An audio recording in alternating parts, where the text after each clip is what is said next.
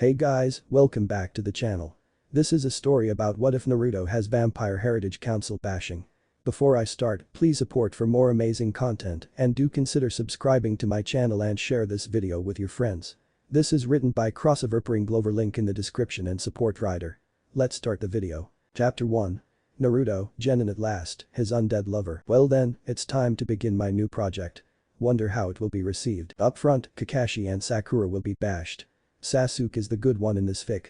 Konoha civilian and elder councils are also to be bashed, aside for Danzo as is my policy. This story is also further from canon than Mysterious Power was. Begin. Hanahagakure Forest, Iruka's POV. We find ourselves in a darkened forest, with an injured Iruka, a tanned man with a scar on his nose, leaning against a tree to stay up, as two people were about to clash. One, a silver-haired co-worker of his, and now shown to be a traitor to their village, Konohagakure no Sado, Mizuki.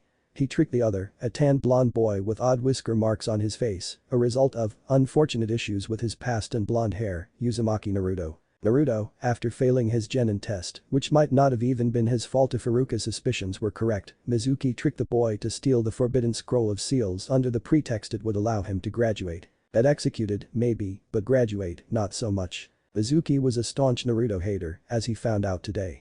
He hated the boy with all the fiber in his being, and he didn't even really have a true reason to. After all, Naruto and his parents' death have some connection, but he actually liked him quite a lot. While he didn't exactly like him to begin with, Naruto grew on him quickly. Not the king of grades, but still an enjoyable student. But Mizuki's family was never harmed by. Prepare to die, Mizuki yelled out, drawing a kunai, having lost his giant Fuma shuriken that was formerly on his back though before he said anything more to continue to break the Sandame's law. Multiple shadow clone Justu. Iruka and Mizuki's eyes went wide as out of nowhere, hundreds of Naruto clones surrounded Mizuki.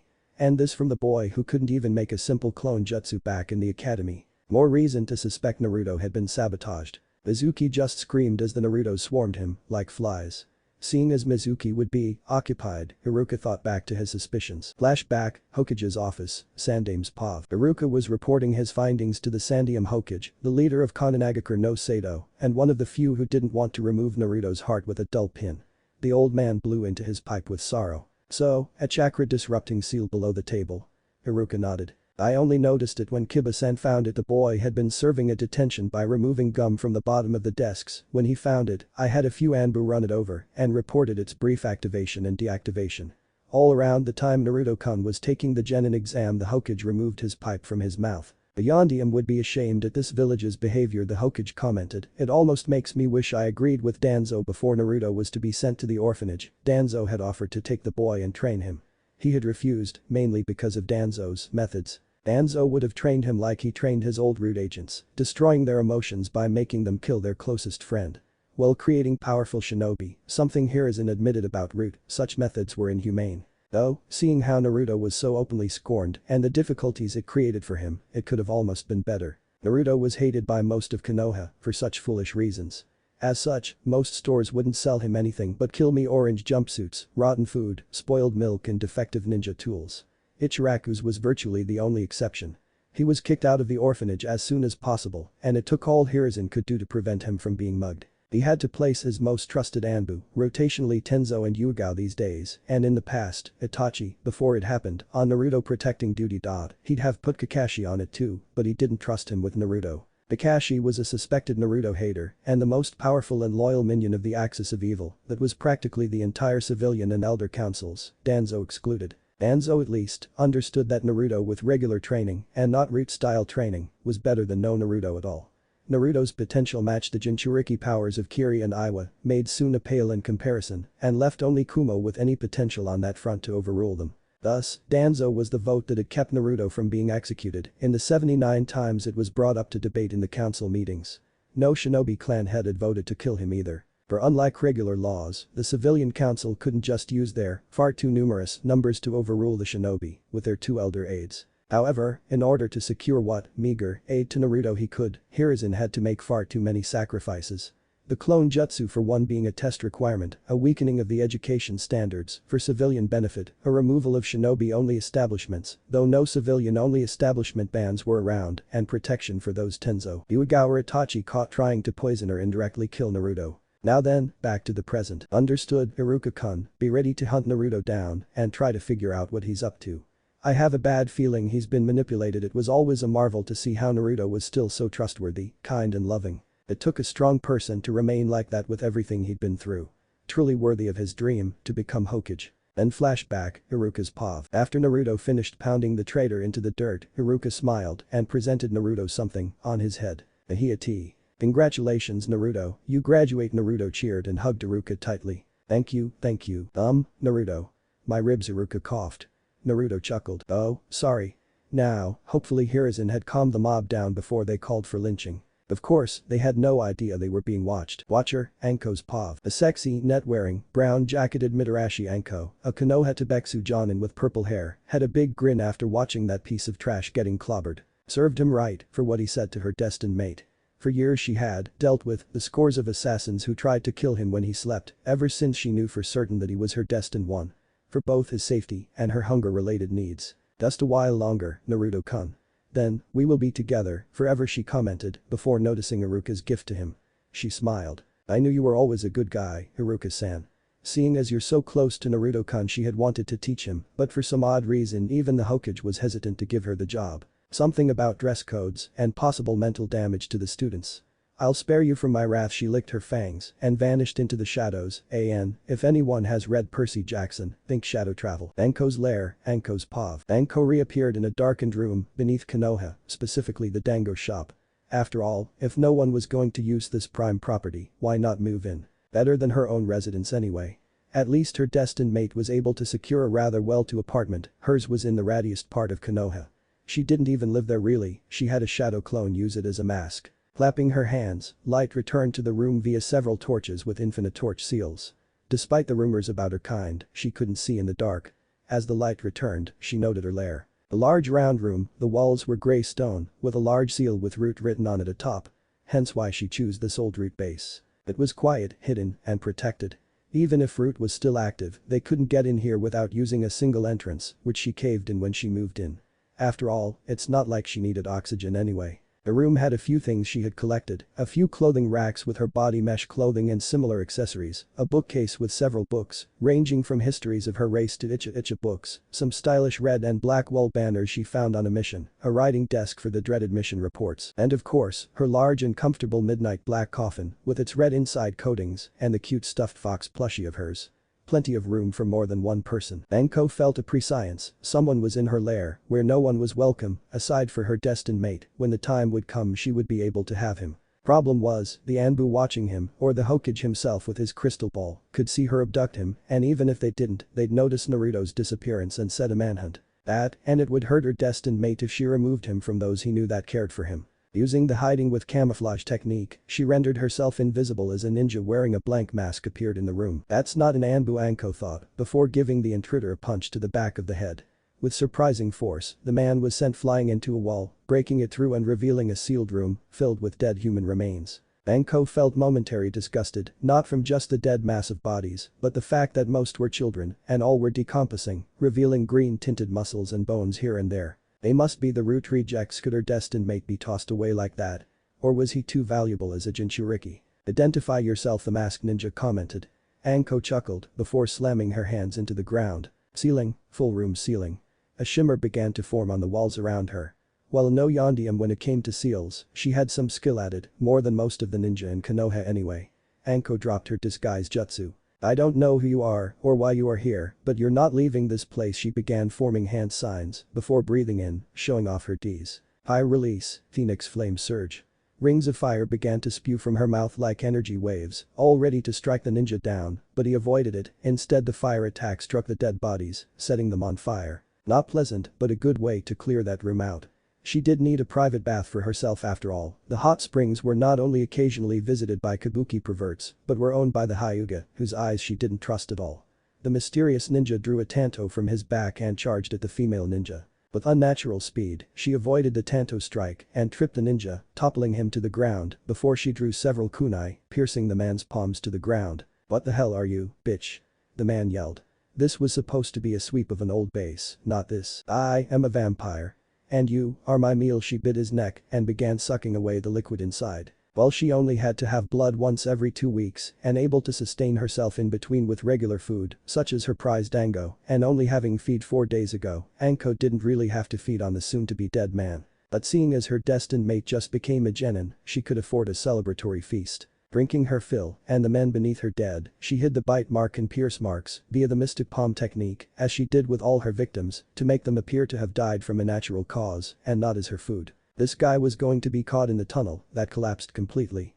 Whoever sent this guy should be satisfied by that. It's not like the man would rise as a vampire and report to his boss she couldn't change the opposite gender. If she could, she'd have changed her destined mate ages ago. Creating her own shadow clone, she had to deal with the body's disguised fate as she slipped into her coffin for the night. Another thing that the media had gotten wrong about her kind, they could stand the sun. It just made them hungrier, hence her constant dango stream. Hugging the little fox stuffed animal into her chest, specifically her chest, she closed her eyes and began to think to herself. It had been 12 years since she had developed her latent vampire traits when her evil sensei, Orochimaru of the Sannin, applied his curse seal to her. Its appliance stirred remnant genes inside of her vampiric genes. A race once lived in the shadows, never too numerous but still there.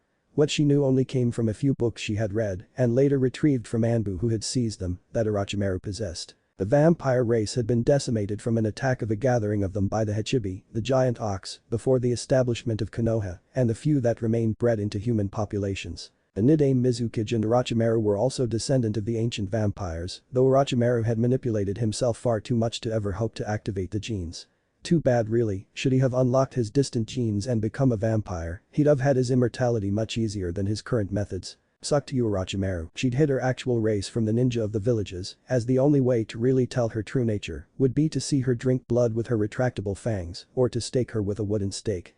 It also helped that she normally had Tsunade's Henge Jutsu activate, hiding her true appearance, which was taller, longer-haired, and a hell of a lot sexier than she was now. But that would be saved for her destined mate to experience. A race didn't just breed randomly, but could detect a destined mate or someone who was a perfect match for them.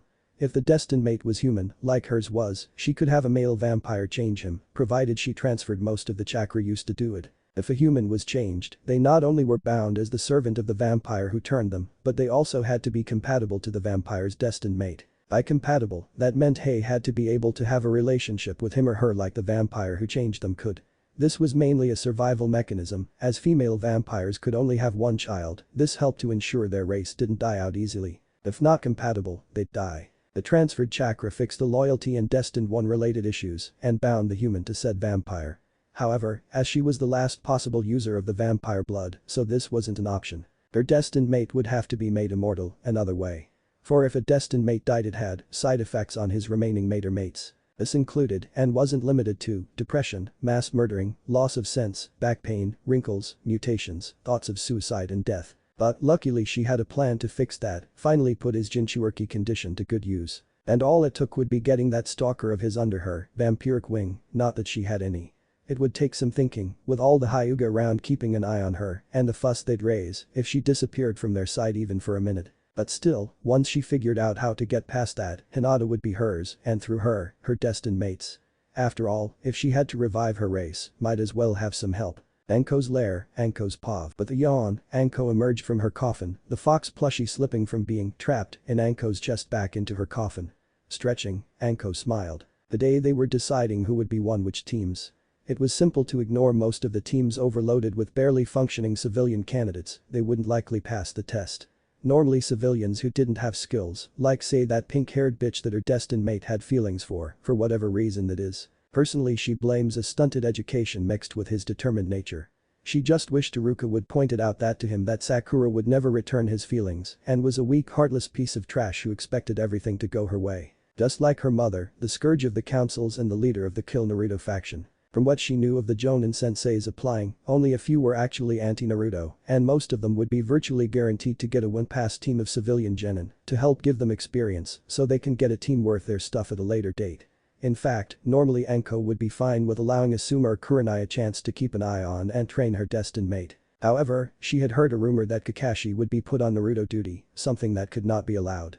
Naruto would most likely be on the same team as Sasuke Uchiha, a method to help train up the dead last. Dead last my foot, like that eyebrow guy trained by Guy, could have beat up a Chunin when he graduated, or any of those so-called top-tier graduates from the civilian population. The only ones who could hope to do it were those so-called middle-tier students. The Aburam definitely, maybe the Inuzuka, that Nara kid probably would have trapped him and had Iruka finish him off. And if he called that Akamichi fat, of course, Sasuke too. Kakashi would most likely have a team of Naruto, Sasuke, and one of the fangirls, most likely a insulation-colored haired, flatter than a steamrolled pancake bitch, and ignore all but Sasuke. Well, the fangirl would deserve such neglect, he'd do it to Naruto just to spite him and weaken him so he could be killed on a mission. Hell, he might just kill her destined mate himself. Thus, she planned to apply herself as her destined mate's Jonin sensei. As a Tobetsu she met the requirements. She'd probably try to get Hinata as well, after all both were needed for her plan to succeed. Of course, her plan would require a lot of research to implement, for if it had an error, the results would be messy. She'd probably have to find a test subject, a female Jinchuriki. Then at least if she messed up she could save them. Last she checked, 2 female Jinchuriki existed, both around Naruto's age, one in Kumo and another in Taki. But, she had to get Hinata first, or such thoughts were moot. To the third it really didn't matter, as long as it wasn't Sakura, so, making sure she was presentable, she shadow traveled to make the meeting, before creating a shadow clone to do other things. Naruto's house, Naruto's POV. Naruto had never been happier than this day, as he woke up. The future Hokage of Konoha, was now an official genin, the first step to his dream. Of course, to get to where he was today, he had to work hard. So many people were against him, and for a reason he didn't even know about till yesterday, when Mizuki team told him. It was stupid, really. Did he look anything like that? At all? Minus my cute lady attracting whisker marks. Well, maybe someday they'd attract the ladies. When had he ever caused wanton destruction? He'd pulled approximately 721 pranks, sure, but then again most of his pranks were harmless. The most horrible thing he'd ever done as a prank was put a huge dose of laxative in the school food. Of course, none of the damage was his, but the entire student body sort of made the bathrooms uninhabitable for the next few months. Only the few who brought their lunches, Hinata, Shikamaru, Ino, and Shino, didn't have any issues. Sadly, Sakura was collateral damage, but they never actually linked it to him. He wasn't good at telling lies, he didn't seek revenge, and frankly, wasn't that intelligent. Well, that was behind him now, he was a ninja now, a full adult by legal standards, and no longer a civilian. Jiji-sen had said that once he was a ninja, his rent would legally go down, so he could afford more. He could go out on missions and see the world. He could purchase exploding tags and smoke the prank potential there. Knock knock. There was a knocking on his door. Naruto hesitantly went to answer it. He knew that Jiji had a few Anbu around in case the person knocking tried to kill him, not that he ever knew why until recently. But still, he was told by Iruka that the best way to make friends and improve how people see him was to be a nice person. If he became bitter about how nearly everyone hated him, no one would change, but if he tried to make friends, stayed positive and showed what he could do, they'd come around. Even if it was just a few people. Opening the door, he found a woman waiting for him, a kunoichi based off her headband. She had an orange skirt, a long brown coat, and a net suit. A very revealing, net suit. Resist teenage impulses to look at the purple-haired lady's large breasts, must not be a pervert like Jiji. You know kid, it's easier to talk to someone when you're looking straight at them, the female commented. I appreciate trying to be a gentleman, but do you think I'd dress like this if I didn't want people looking? Naruto gulped and looked up at the female, while trying not to stare below her head. She sighed. That's better. Anyway, the name is Mitarashi Anko, second in command of the interrogation department. Naruto gulped to Anko's chuckle. Relax, I'm not here to torture you. If I was, you'd be in pain by now. Naruto chuckled, nervously. Anyway, I'm also the head of the infiltration and reconnaissance party, the group in Konoha in charge of stealth and infiltration behind enemy lines, and I'm here to give you this. She reached into her trench coat and gave Naruto a large envelope. Naruto hesitantly opened it. Oh come on, we don't write our messages in exploding tags, we do that only on Wednesdays. Naruto finished opening it and saw what was inside. Uzumaki, Naruto, the date of his graduation test, whenever that is. Category, Stealth and Infiltration. Score, 250/250. This certificate states that as of this date, Uzumaki Naruto has scored higher on Stealth and Infiltration than any student has before. Sarutobi Hiruzen, Sandium Hokage. Jiji's seal was on the certificate, making it official. Kid, you scored higher than anyone has before, Anko commented. Naruto blinked in confusion. He always knew he had skills, judging by how he was just 3 days ago able to paint the Hokage monument and avoid Anbu for 2 hours, 17 minutes and 50 seconds, according to Jiji. Hey, then why did I fail my genin test before my makeup anyway? Anko sighed. The civilian councils have some level of control of the academy standards, and while your score is impressive, stealth and infiltration only makes up 5% of the final grade. In comparison, written work is 30%, Taijutsu 20% and ninjutsu 30%. Naruto sighed, before Anko grinned. Anyway kid, be proud of yourself. In comparison, the Hokage himself only scored 200 on his test, and as to your other classmates, Aburame Shino was second at 190, then Uchiha Sasuke at 170, and Inyazuka Kiba at 120. She smiled. If you should make it past the first days of being a genin, look me up would you? I'd bet you'd make a fine member of the infiltration and reconnaissance party one day. She turned to leave, before stopping and handing the boy a small scroll. Huh? Naruto asked. Anko smiled. Seeing as you did so well, might as well give you just one more little thing. That scroll has the instructions for the clone grade explosion jutsu. Seeing as Hokage-sama said you can perform shadow clones, I think you'd be able to put it to good use.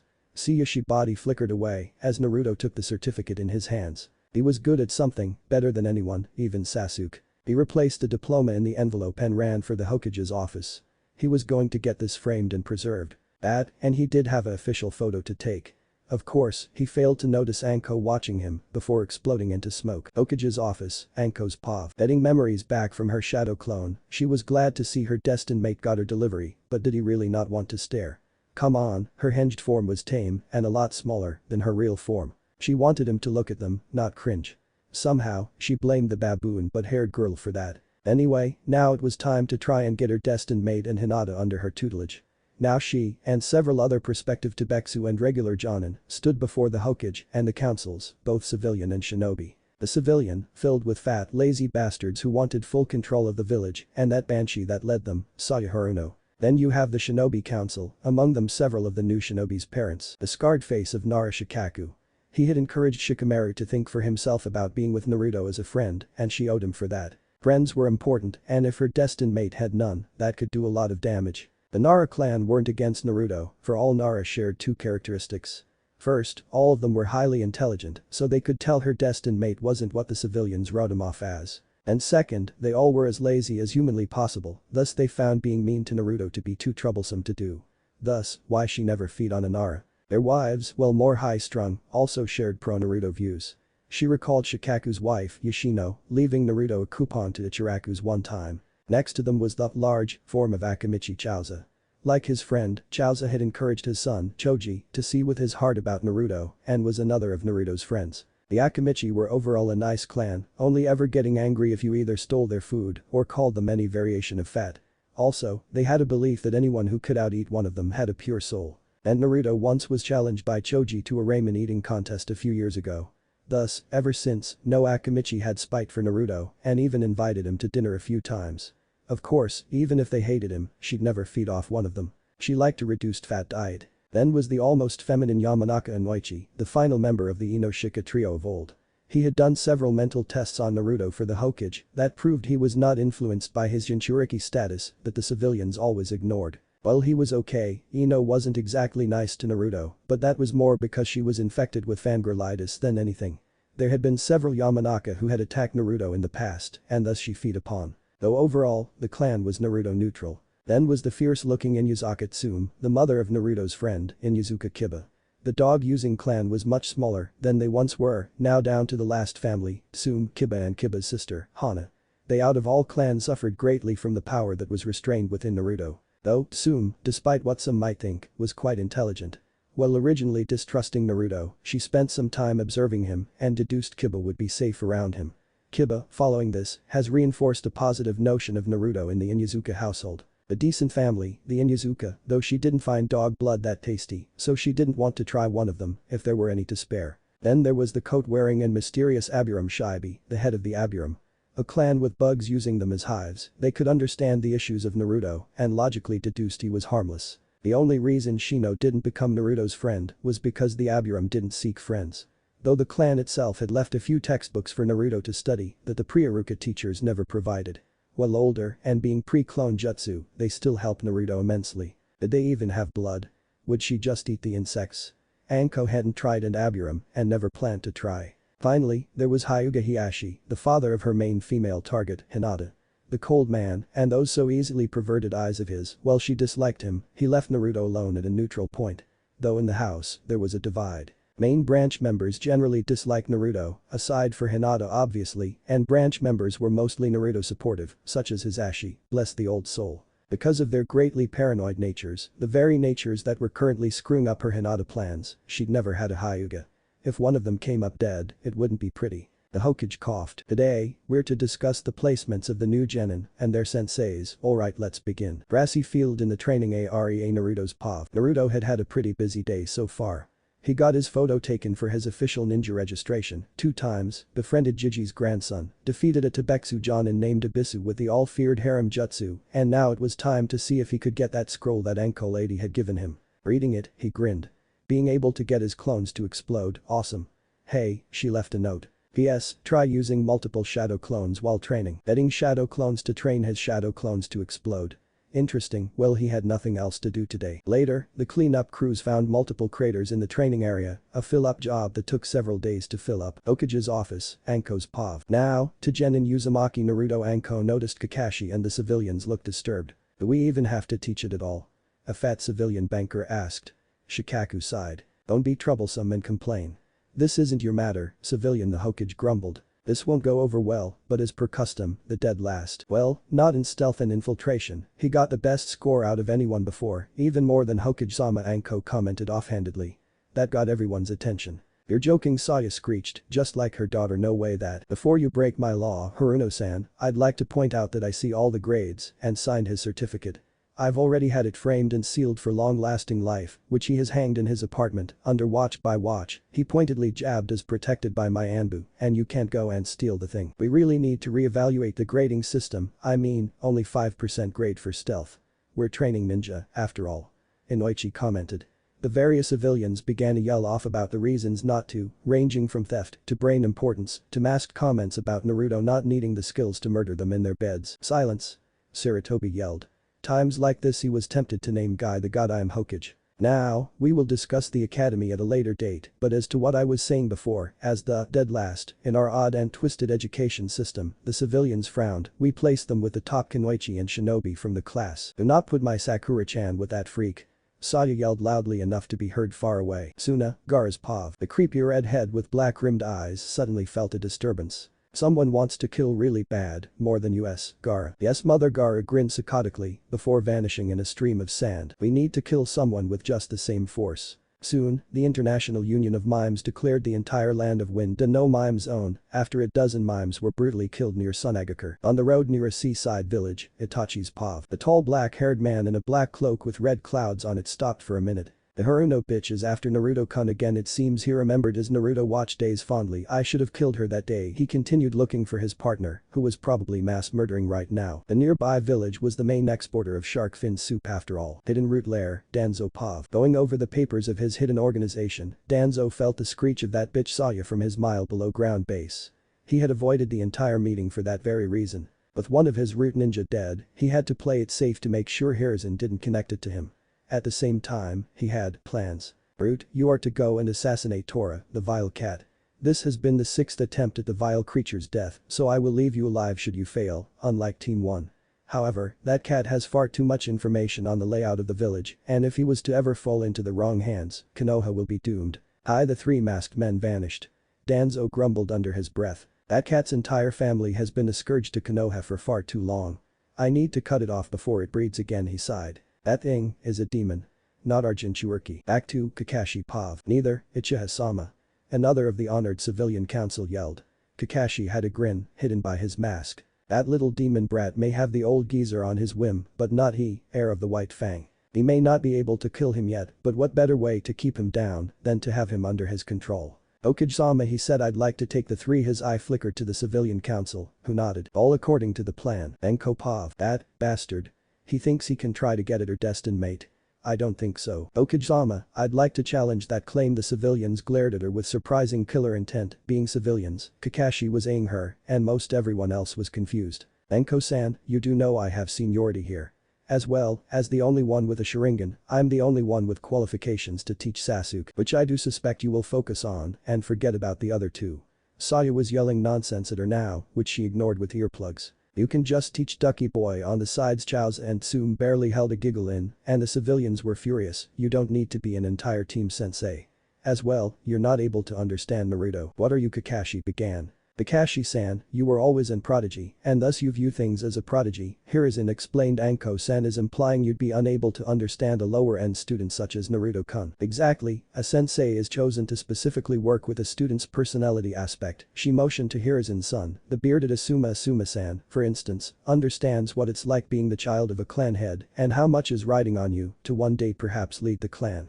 Thus why he has the Nui no Shikacho trio. That, and it's tradition for a Sarutobi to teach this trio. Chauza, Inoichi and Shikaku nodded. Kurenai-san, she gestured towards the only other female in the room, wearing her unique clothing, has a level head, which is why she is training the young Inyazuka. Tsume nodded, and why she has the young Abiram, to help balance the Inyazuka's personality. Shibi nodded. I spent many years looked down upon, because of something I couldn't control, Anko said dryly, referencing her sensei. Naruto-san has felt it even worse. He hasn't had a single point in his life without it. For that reason, I can understand him and help him cope better. Not that he hasn't coped well, Inoichi commented, he's quite mentally sound. You're being tricked, you dumb blonde, a civilian commented under his breath. In addition, with both me and Naruto, you have two spirited people, perfect to aid a more withdrawn student, like with the Inyazuka. Hiyashi's decided to comment now. So, you want my daughter, young Uzumaki-san, and Anko shrugged. Whoever else, yes, the Hokage appeared to be considering it. She turned to her friend, worried she'd be upset about trying to take one of her students, but she actually was smiling. That's actually a good point. I'll admit that I might not be able to get her to open up like you and Uzumaki-san could, Kurenai commented. Anko grinned. Well, either me or we give more students to Guy. Both shivered, picturing Hinata Guy-fied. Kakashi's pav. How dare that snake bitch derail their plans. They wouldn't allow that demon child to learn any of her kenjutsu that Orochimaru had supplied the whore. The old geezer may look convinced, but he had an ace up his sleeve. Okage-sama, I do believe you're missing one important fact, Kakashi said politely. The old man eyed the silver-haired Jonin. And that would be? The Hokage appeared to be trying to guess where he was going at. The fool had removed the law that blocked sensei status to all those who may be mentally deranged for that idiot guy to train his pathetic miniature clone, and the law about continuous loyalty to the village alone, which he removed so that smoking idiot of a son of his could teach that lazy ass Nara. Had asked Akamichi and the dumb blonde. Read the Yondium's will, last page, last paragraph, last line. Kakashi had an evil grin. The Yondium had written out his last will before he died, which laid out all his silly little proclamations that the old fool enforced. He blocked off his estate and funds from the village, he locked away his flying thunder god and his entire library of seals, and even had the nerve to declare the demon brat should be a hero. It even said that the creature should inherit all of this to himself once he made Chunin or became age 16. Neither of which he'd allow to happen. Having the will on him, as he did to constantly hold off the elders' attempts to steal the Namikaze estate, he read the will page that Kakashi had identified. And he shall be trained by my student. Most believed that he ended so abruptly to go to battle, which was true, but only because things got so dire. What most didn't know was that he and Kakashi had a huge fallout at the idiot Obisho's death. The Uchiha were in a rage demanding the Sharingan eye from Obito be removed from him, and the blonde bastard agreed to their demands. Something about not respecting his friends enough. The fool had even retrieved his blade and hid it. Kakashi knew it was hidden of his estate. His summoned dogs then heard that fool's bastardized story via those disgusting toads of his and only left him with one pack of weak mutts to summon. But now, he'd have his revenge. He had meant to say, and he shall be trained by my student Rin and raised by such should he have no family to take him. He shall have no relationship to my former student, Hada Kakashi. But he didn't have enough time to finish and expected Rin to survive and dispute the claim, but she died. Hiruzen sighed. If it was my old friend's wish, Team 7, Uchiha Sasuke, Haruno Sakura, Uzumaki Naruto. Sensei, Hada Kakashi. Enko's pav. Enko was seething. That bastard. She knew quite well what the Yondium had meant to say, but she couldn't explain how she knew it. Damn, she'd have to help her destined mate indirectly. Oh, if that man ever let his guard down, that silver hair of his would be on a dead man's head. Hokage's office, Hiruzen pav. The Hokage sighed, smoking into his pipe. That will reading was bound to be problematic, and more so by the fact he had only part of the will public. For Minato had written in it that Naruto would not be told of his relation to him and thus be orphaned, he'd only be told once he was either 16 or a chunin. Most had assumed that the Yondium left Naruto the estate to make up for what he did. It was half true anyway. Also hiding the truth, though it had given Naruto problems, would benefit him in the long run. Iwa would leave him alone for longer. The earlier he is told, the quicker he'd be likely a target for revenge against him. The last he needed were more assassins after him. He never had figured out what happened to all of them or who killed them. There was also the hopes of normalcy. He himself was his clan's heir once, and it's not fun. All the protocols drilled into you early, every single little issue brought up, he'd grade earlier because of that. He'd heard that Hiashi, Shikaku, Asuma and Tsume also grade early, but they actually dyed their hair. The last thing Naruto needed more stress in his life. There was also Kakashi. He knew of Kakashi's hatred for his former sensei and his dislike towards Naruto. He hoped that Kakashi would keep it professional, but just in case he had a backup plan ready. Minato also created some problems by his policies. He had pushed for more shinobi-esque training at the academy, limited the council's powers, and worked to stop the Hyuga branching families. Thus he had earned the hatred of the Hyuga elders and civilian councils. As of now, they merely were content isolating Naruto. Should that info be revealed before Naruto had more rank and training, say Chunin, he'd be ripped apart. There was also the danger of arranged marriages. Daily he had marriage requests for Sasuke sent in from dozens of families, even some from the Fire Daimo's court. He had promised Itachi to not draw Sasuke into such things after he threatened the councils to leave Sasuke alone and not manipulate him into their puppet before he left after his deed. He always liked Itachi. If things had been different, he'd have passed the hat to him. There was finally the danger of him being tricked into a relationship and then killed once a heir was born or procreated. That had happened to far too many nearly extinct families in Iwa and Suna, it would not happen to Naruto. He'd know any of the civilians would try that, and with the temptation of Flying Thunder God combined with a gentle fist, Hiashi might try that as well. Though he doubted Hinata would. Unlike certain Jinchurikis he could tell romance from loathing. And speaking of backup plans about Kakashi, yes, Hokage-sama Anko entered the room, a stick of dango in hand. Hours later, top of school, Naruto's POV, because I all know you know the selection of teams and all that occurred during that. Sitting next to the lovely Sakura and Sasuke, Naruto finally had a team, led by this late silver-haired dude in a mask named Kakashi. Now they were introducing themselves. My name is Hada Kakashi, my likes are teaching the next generation of skilled shinobi, reading and playing darts, not that any of them knew whose face was on the dartboard it alternated between blondes, my dislikes are manipulative things Naruto gulped, this guy was sounding a lot like Mizuki. Those who are a waste of time Naruto knew it now, and I never really liked canines. My dream for the future is to see a Hokage come out of this group Naruto wanted to believe he meant him, but it was obviously Sakura or Sasuke he intended. Now you, Pinky Sakura smiled. Well, my name is Haruno Sakura, my likes are she looked at Sasuke faintly my dislikes she glared at Naruto, to his sadness. Why can't she like him like Sasuke? And my dreams for the future she looked at Sasuke again. Kakashi smiled. Okay, now for you Sasuke was brooding. My name is Uchiha, Sasuke. I have few likes, many dislikes. I have no dream, but a goal. My goal is to kill a certain someone Naruto and Sakura looked rather freaked out. Oh relax, not any of you the two visibly relaxed oh don't tempt me, Kakashi had a huge smile on his face. What, did the creep like broody emos? And, you Kakashi said to Naruto with a sigh. Naruto smiled. The name is Uzumaki Naruto, my likes are ramen and pranks. My dislike is the time it takes to boil ramen, tests, and people who see me the wrong way, Naruto whispered the last part. While Sakura ignored me and Kakashi glared at him like a liar, Sasuke appeared to be curious. My dream is to become Hokage and be recognized for being me, respected for being me, and not other things Kakashi looked like he was going to spew molten magma at him, Sakura was just staring at Sasuke, while Sasuke appeared to be curious. Alright then Kakashi relaxed a little meet me at training ground 3, tomorrow morning. Don't eat body flickered away. Kakashi's POV. Kakashi was body flickering, all while thinking, well, this should be easy. Use fangirl to motivate Sasuke-kun, train Sasuke-kun to become Hokage, kill the demon or stunt it he thought before he returned home, to prepare the best way to humiliate the boy. Later that night, Naruto's place, Anko's POV. It's not fair Anko sulked, staring down at her destined mate's place. His brilliant golden locks, covered by that cute hat of his, and was that a stuffed frog in his arms. Howie. That bull that Kakashi pulled, couldn't that jerk keep his mouth shut? Just sulk all day with your porn everywhere. Honestly, well she may like Icha, she didn't read it in public or by other genres. He was a subscriber to dozens of similar book series, all of them practically rip-offs of the book series. Naruto mumbling in his sleep about kicking ass, shook her out of her thought train. Oh, how she wished she could snuggle into his warmth, let him feel her true form's lovely shapes and curves. Compared to her real form, these Ds were nothing. In fact, from what she could tell, only Tsunade could beat her in that department. Of course, she was sexier in everything else and much more powerful while in her true form, but still, it was easier to show those off in public than other body parts. But of course, she wasn't Orochimaru, thus she had no intention in being labeled a child predator or molester, for neither sex. Hence why she was still developing a way to quickly bypass it. You know, staring at little boys is a very Orochi team-like behavior a voice rang out from above.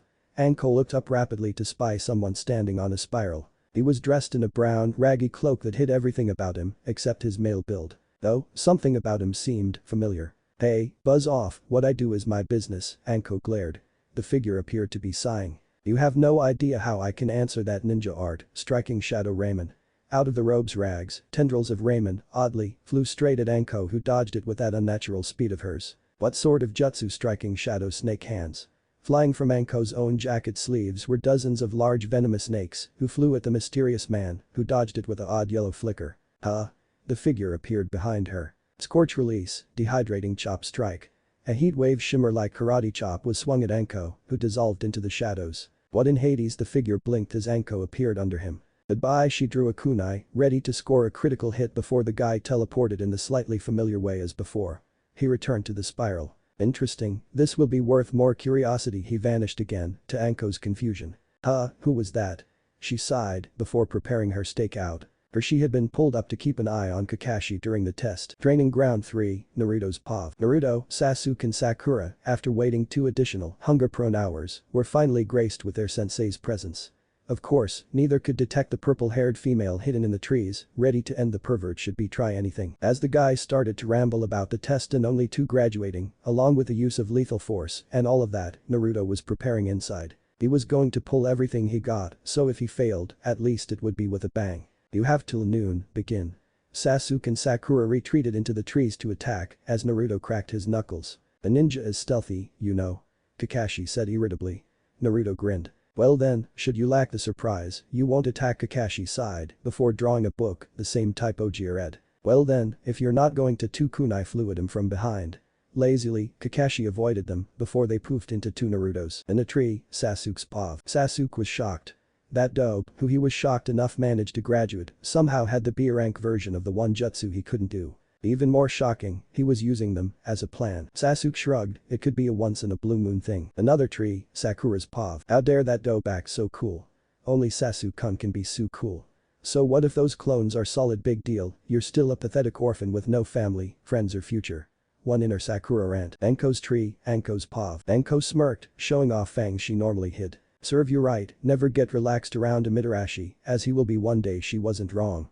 The Mitarashi, well, they were still a activate clan of ninja before the Third Shinobi World War's decimation, were the Konoha pranksters. They said that everything that happened in the village that was odd, such as cockroaches in restaurants, exploding pies, missing pies, underwear on flagpoles and itching powder in the Gai clan bodysuits, was their doing. Or at least, 95% of the time. Battlefield, Kakashi's POV. That little monster.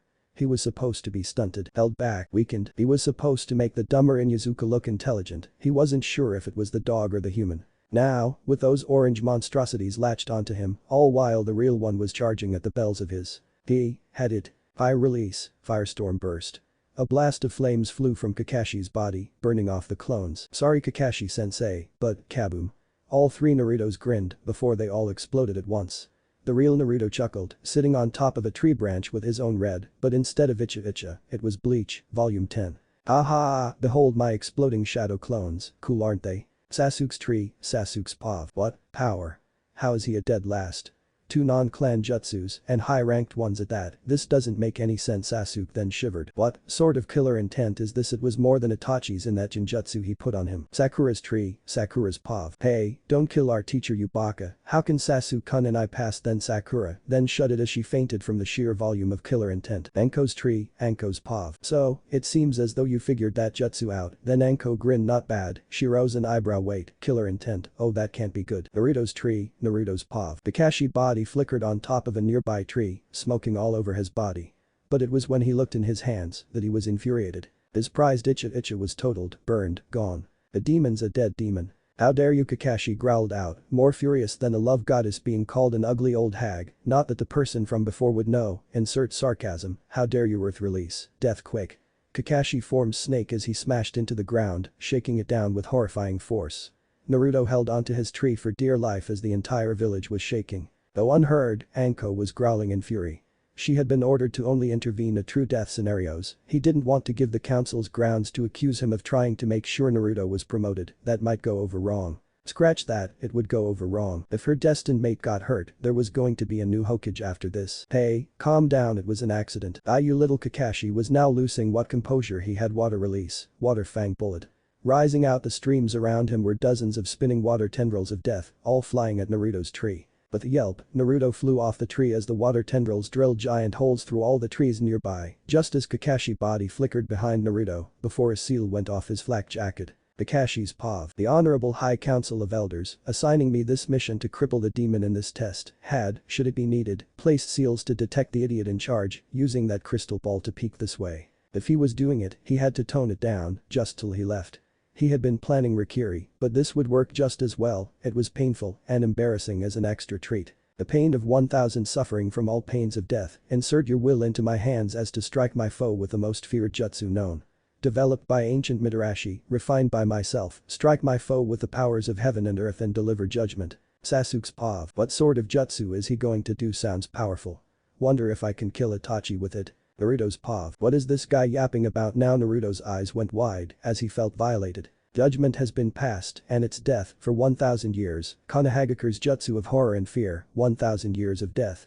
Naruto was shot into the air via a poke in the rear and sent crashing into the lake. Benko's POV. That Kakashi just violated her destined mate in the ass with a Mitarashi trick no less. Hey, that's my job. Everything between his knees and stomach is mine. She was twitching, barely holding in control. Oh, if that guy ever let down his guard, he would be her meal. Of course, he was a paranoid bastard. Paranoid as he never let down his guard or his mask. And a bastard because apparently the White Fang wasn't even his dad. Ha, like a man like that could sire something so vile. She had smelt the blood of Tsukumo's remains. Kakashi's had no similarities. Related blood always smelled similar to a vampire anyways. Sasuke's POV. As the silver-haired weirdo of a sensei just sexually molested his teammate, he had his chance as he dashes straight at the man. Sighing, Kakashi swung his fist back lazily and it passed right through. The clone irregular one, Kakashi said surprised before a giant fireball flew straight at him from the other end. Fire release, fireball jutsu. The Uchiha's infamous fireball flew straight at the surprised Jonin, who had only a bit of warning to it. How did a non-demon have that much chakra as a genin? Chidori. Using his assassination jutsu, Kakashi pierced the fireball. Kakashi was ready to face a real ninja student before he felt more weight on his thighs. Ah, got it. Naruto grinned, having been a bell, and with the other in hand, rolled across the ground to Sasuke as he tossed the bell to said Uchiha, who grabbed it. Sasuke had a surprised look on his face. How are you at dead last anyway? You somehow outsmarted me, Sakura, and even a Jonin. Naruto grinned. But I'm the top guy at stealth and pranks, and by the way, my clone didn't appreciate the ass rape. He held out the other bells. We pass. Anko's POV. Wait, his ass was still a virgin. Anko sighed in relief. No one would deprive her of her entire destined mate. Her now, official genin, destined mate. Too bad that pink-haired ironing board wasn't going to really get sacked. Naruto-kun had figured that out it seemed. Well, better report to the Hokage about the full extent of that battle and the 2 high-rank jutsu he used to attack Naruto specifically. Kakashi POV. That damn demon tricked him. It won, it tricked him, it burned his Icha. But damn it, that old geezer was watching and then he didn't want to lose his only real student anyways. Well, congratulations, because of all of that teamwork I just saw, you all pass. You're now official genin. Report back tomorrow for your first official mission. Better make sure it's with fellow demon haters. Oh, and don't worry Sakura-san, I was kidding about the post because you're a valued daughter of the civilian head and not a worthless demon. He body flickered away. Sasuke's POV. Yubaka, you stole Sasuke-kun's glory. The annoying fangirl was yelling as his only decent teammate. Sasuke eyed the visibly hurt Naruto. Hey, he did that fireball bit.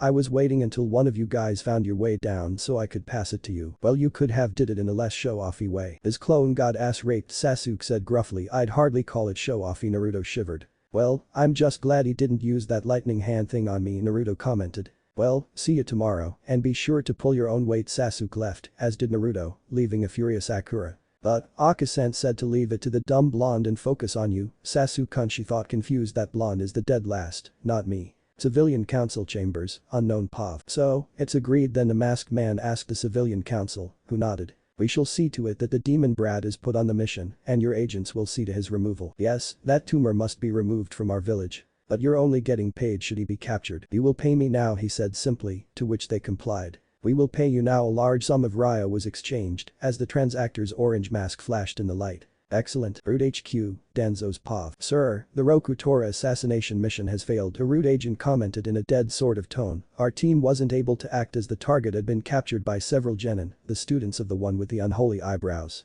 As this shinobi was one you specifically told us to avoid, we were unable to move to take it out, Danzo sighed. Understood Root, dismissed the Root left. Despite his many oddities, Guy was a powerful shinobi who Root would be unable to deal with in a quiet manner. Also, if Guy got any hint of Root activity, it would go straight to the Sandium. Guy was three things: eccentric, odd and loyal.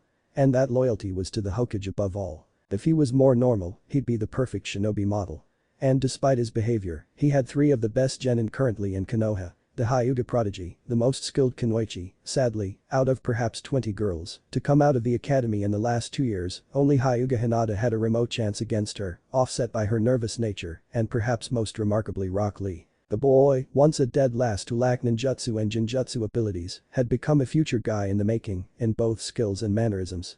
His taijutsu was now at Chunin, near to Beksu level, and he could even perform the dreaded sunset jinjutsu, the very jinjutsu that Guy's grandfather, Might Man, and Guy's father, Might Heart, had used to defeat his father and himself in a battle of honor. He had tried to use his stolen Sharingan eyes, all of them on his arm and his covered eye, to copy it, but instead he required his Yamanaka root to have to mind wipe his attempt out of his mind. Trying to merely imitate it had cost him a few root. Speaking of losing ninja, several squads of root ninja appeared before him and bowed. "You know what to do," they nodded and vanished. Danzo had heard rumors of a group. While hardly inconspicuous in their black cloaks, with many red clouds, this group was said to consist of many S-rank shinobi. Missing Nin S-rank shinobi. He had heard rumors they had plans for a new world order. And Danzo found such thoughts unbecoming of them, for only he would bring forth a new world order. A week later, Anko's lair, Anko's pav. Anko sighed, nibbling on a dango stick half-heatedly, annoyed because her mission had ended. And with that, her actual ability to legally keep an eye on her destined mate. The Sandium had originally put her on an elongated S-rank mission to watch Team 7 for Naruto security and had done so for their last 5 missions. In all of them, not only had she seen that damned Haddock and that Screamicus Flecheticus ignore and abuse Naruto, respectively, but 5 of the mission contractors doing a mixture of the 5. Of course, the only one to be physical was their last mission, where Tora the demonic cat of doom was captured and Naruto was left holding the struggling beast. But then, some rat, possibly Haddock, somehow took notice of her and reported it to council, who in turn confronted the man. The Sandium had defended his doing by stating it was to make sure that Naruto wasn't being mistreated, which he was. When he confronted them about it, they began ranting on and on about civilians' rights and all that garbage. The Hokage, and with the aid of Danzo and the Shinobi Council, had stood firm against the complaining council. They eventually came upon a very stretched, very hard to debate set of legal phrases. The Hokage cannot use shinobi to spy on civilians because it took place during missions to aid civilians. The Hokage cannot deliberately put civilians at risk with non-war related policy, referring to Naruto completing D-rank missions. And ninja not on injured or maternity leave cannot remain missionless for a period exceeding 2 months. To build a case for the daimyo. The last 2 days had been spent with the fire daimyo receiving messages and sending them in heated political nonsense. Until the damnable daimyo came back saying, "Dude, what has been reported, as the head authority of all non-shinobi of the Land of Fire, I hereby proclaim that one, Uzumaki Naruto, cannot serve in any mission that directly involves the citizens of the village of Konohagakure no Sado, and that the Hokage, for going beyond his limit of authority to illegally spy on the civilians of the same village, must hereby grant 20 million ryo from the village funds to civilian needs." Basically, the shinobi were now weakened, the civilians could do a lot more of their stupid little activities, and her life mate was virtually trapped because of that idiotic daimyo and his civilian viewpoint. Though he still paid her for a C rank. Idiocy like that was the reason that Kumagakure lacked a civilian council.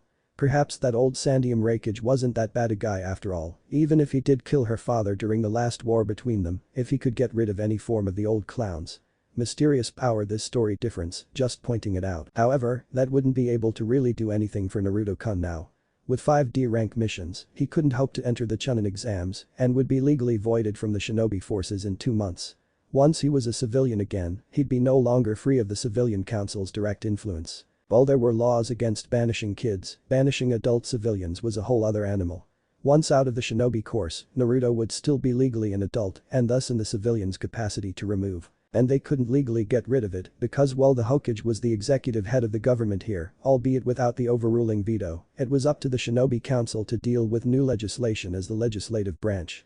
Note, no judicial. If a court was around to void or reinterpret laws, Naruto would be dead by now. And they'd be hesitant to try and remove that direct ability because the civilians could use it to try and worm their way into their own rights involving shinobi, which would be disastrous for all, including Naruto. The Hokage and her, each separately of course, had tried other options to stop this possibility. Anko had thought about seeing if he could be taken on as an apprentice as an infiltrator, but he lacked the experience the job required to be even considered. The Hokage had tried to set up D-rank missions outside the village, but that tree didn't bear fruit.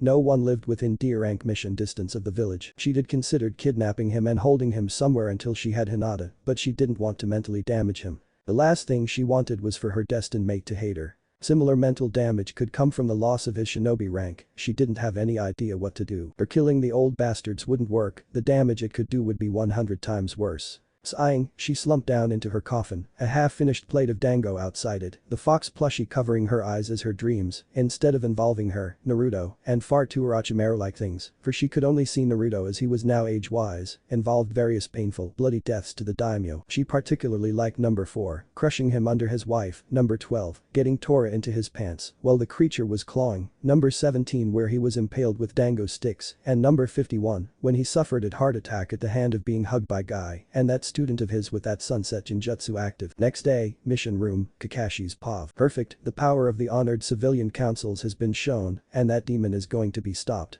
I can't wait to see its face. Kakashi was glowing with evil glee. He hadn't felt this good since he found out Rin wouldn't be able to stop his plans.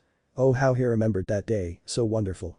Only the Uchiha massacre and his sensei's death made him feel happier. He and his team, soon to lose its inhuman link, were about to get another mission when they were confronted by the idiot Hokage, where things went downhill. The man was .docit equals 21,377,227. GG. Naruto yelled happily. The Hokage nodded. Greetings, Kakashi-san, Naruto-kun, Sasuke-san, Sakura-san.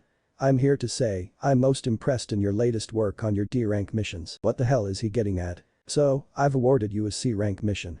Kakashi's eyes were wide. How dare he? He found a loophole. The Hokage was a cautious man about C-rank distribution among genin. He never, ever, in history, gave a C-rank so easily. He would suffer when the time came, oh he would suffer so much. Naruto's POV. A C-rank. Naruto was ecstatic, and that was an understatement. He seriously thought that something bad was going to happen if Haddock Team's Grin had anything to say about it. Naruto may not be the brightest person, but he had developed one skill, a skill that was arguably as important as the healing abilities he gained from his condition. He was good at picking up hidden emotions. Naruto had from many years of tricks while at the same time seeing people like Chiji and Iruka develop the ability to detect someone's true intent. For instance, he knew the Ichirakus were generally nice to him, while the guy who offered him chocolate wasn't. It was only wrong once, with Mizuki. Thus, he could tell what Haddock Team was hoping for. He obviously had something up his sleeve, probably related to missions, if his reaction to Chiji was anything to judge. But probably related to D-rank missions, which he would be glad to be rid of. Not only was he disliked by the clients, despite the fact that he did most of the work, with Sasuke the rest of it. Sakura was just leeching off the already limited D-rank mission rewards, and Haddock Team wasn't doing anything about it. So thus, what appeal he once saw in Sakura was now fading, while respect for Sasuke had started, if ever so slight. Thanks Gigi.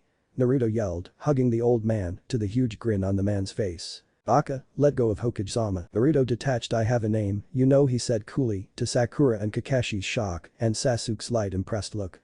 The Hokage also looked relieved for some reason, as if glad to see him annoyed at her. Anyways, your client is waiting for you, he will fill you in with the mission details. Later, in Anko's lair, Anko's POV. Anko haven't left her coffin, instead sending a shadow clone to deal with her job here.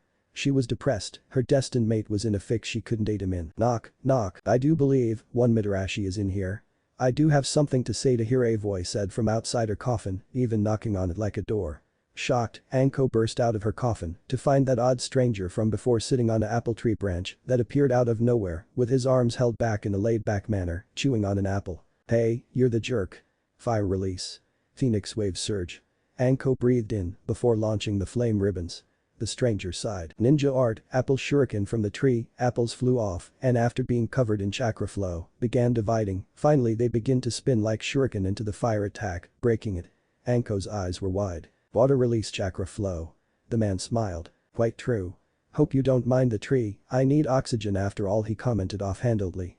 Anko glared at him. What the hell do you want, he smiled. Oh, this is only my 513th stop on my grand adventure, and wherever I go, I seek to aid those I meet, should they deserve it. He stood up on the tree branch, and seeing as though my companion isn't fit to leave the nearby hospital after a nasty alteration with a orange masked man, I'd recommend you watch that guy, and isn't due to leave for a few weeks, and thus being stuck here. I thought I'd give you some advice, he commented before jumping down to Anko's ground level. As well as some information you'd be happy to hear. Anko was furious. Happy? My destined mate's about to have his dreams crushed. Yet he's on a C-rank mission. Anko stopped mid-cry fest before smiling relieved. Thank you Sandium. However, during the mission he will find his life hanging on by a mere thread and one could easily sever it. He turned away, letting a look of shock cross Anko's face. At the same time, I understand you're looking for help. Well, I believe that you'll find 2 useful aids during this mission. Well, that's all I have to say. He vanished via that yellow warp that made her feel like something was on the tip of her tongue. She eyed the tree before growling, "This isn't Twilight." She destroyed the thing with a full-powered fist before shadow traveling too near her destined mate's location. If that odd man was to be believed, this could end either really well or really badly. Unknown location. Gato's POV. Gato, a short and overconfident banker with a dark side, observed the 3 who he had hired to deal with that bridge builder who was a threat to his control. The first was a tall, dark-haired man with a large sword and no eyebrows. One of the 7 ninja swordsmen of the mist, Momoichi's Abusa. The second was a black-haired girl in conservative battle robes. Her name was Haku. Finally, there was a redhead whose robes showed off more, a lot more, named Mei. You know what to do, kill the bridge builder and whoever is guarding him. Meanwhile, story, on Wave Country, Naruto's POV. The bride builder they were now designated to escort, a old man named Tazuna, was grumbling about his sake, while Sakura was just staring at Sasuke with hearts in her eyes, as always. Naruto looked disturbed. What did he ever see in her? She didn't do anything, and she was hopelessly lacking in skills, and pretty much was exclusively on this team to admire Sasuke. He didn't know when he got so cynical about her, but it had recently grown inside of him ever since he graduated. Though oddly it only applied to her, really. It had nothing on his normal personality. Maybe he was finally going through puberty. A mixture of horror and glee filled Naruto's mind. Watching Naruto, Anko's POV. Anko watched with a smirk as her destined mate glared at the pink-haired flatworm. It was all the sign she needed that the bond had begun to form and thus her plan could begin to move ahead. Her giving Naruto the scroll and diploma in person wasn't just an act of talking to her destined mate, it began the bond's growth. Such bonds, if they occurred with a human, had to grow once the person reached an adult age or status. Vampires were oddly a race of legal morality. Being made a genin, he was now legally an adult, allowing her to begin the mating process. While the obvious mating part would begin at the end and be so enjoyable, she had to actually forge a relationship with him first for her and any other members of her little coven she would add, which as of now only had a reserved spot for Hinata and another for the bare minimum female Jinchuriki test subject. To do that, any feelings for incompatible females would have to be burnt off. That meant any girl who if she changed wouldn't survive and be able to become a compatible mate of Naruto would no longer create any lovey-dovey feelings in Naruto's heart. So, goodbye Pinky. Though she still had to think about any other female she thought would work. It's not like they'd survive if she was wrong. The lake shrouded in mist in the land of waves, Zabuza's POV. Momoichi's Abusa was a former member of the 7 Swordsmen of the Mist, a powerful Kiri ninja corporation. Still carrying his great blade on him, he was now one step away from fulfilling his goal. Several years ago, he was forced to flee Kiri when his coup to overthrow the Mizukage. He didn't really know the bastard, mysterious power difference, but he knew one thing. The jerk was being controlled by someone wearing a black cloak with red clouds. That Gato character said he had information of them, and while it was probably a trap, it could be truth. He'd kill the bridge builder, get his information from Gato, or kill him, then be on his way with the 2 bloodline princesses he had under his wing. The first was Haku, a girl who he met when she had been betrayed by her father, her mother being killed, and then she killing him in self-defense with her ice, and living as an orphan for years. From that, Haku had a powerful loyalty to him, very tool-like. It was sort of creepy. But her skills were unmatched, being capable of nailing a fly to a tree with Senbon from 100 feet without killing it. At the same time, she could easily be more dangerous than he was if she was a killer. On the other hand, he met Mei during the coup when her parents were killed during the bloodline purges just earlier. She was much more human than Haku was and a lot more friendly. Thus, while nowhere near as efficient at precision, she was a very, very dangerous opponent. And she had melted many a foe. Zabuza-sama, they're here. Haku commented from hers and Mei's positions in the nearby trees. Zabuza nodded. Understood, remain hidden unless it's necessary. I'll handle this, personally. Naruto's POV. Something about this miss just didn't seem right. Sasuke seemed similarly on edge, while Tazuna and Sakura were ignorant of it. As a civilian, Tazuna was supposed to be somewhat slow on this kind of uptake, but from the best Kunoichi of the year Ba. She may be good on paper, but in actual play, she was just useless. At least Ino's clan was apparently able to read minds, and Hinata she was the best Kunoichi fighter. Either of them would be better right now. Kakashi seemed neutral. Naruto eyed him, he was probably torn between being nervous for the mission or hoping it would go out of control and get him killed. Sasuke's eyes widened. Get down. He yelled as a blade flew at him, a giant knife of some sort. Quickly they ducked to the ground as the blade crashed into the tree near them, where a man body flickered next to the great blade, a large man with black hair, no eyebrows and blue clothings. A Hiati with 4 little marks on it was on his forehead. "Not bad kid," he commented. Kakashi's eyes were wide. "Momoichi, Zabuza. The demon of the hidden mist, a rank missing ninja." Naruto's eyes were wide. What the hell was going on here? Zabuza's pav. So, the old man was being guarded by a genin team. Normally, this wouldn't pique his interest at all, but then he got a look at the person who was leading the team. Hada Kakashi, or as he was known, Kakashi of the Sharingan, a rank Konohagakure ninja.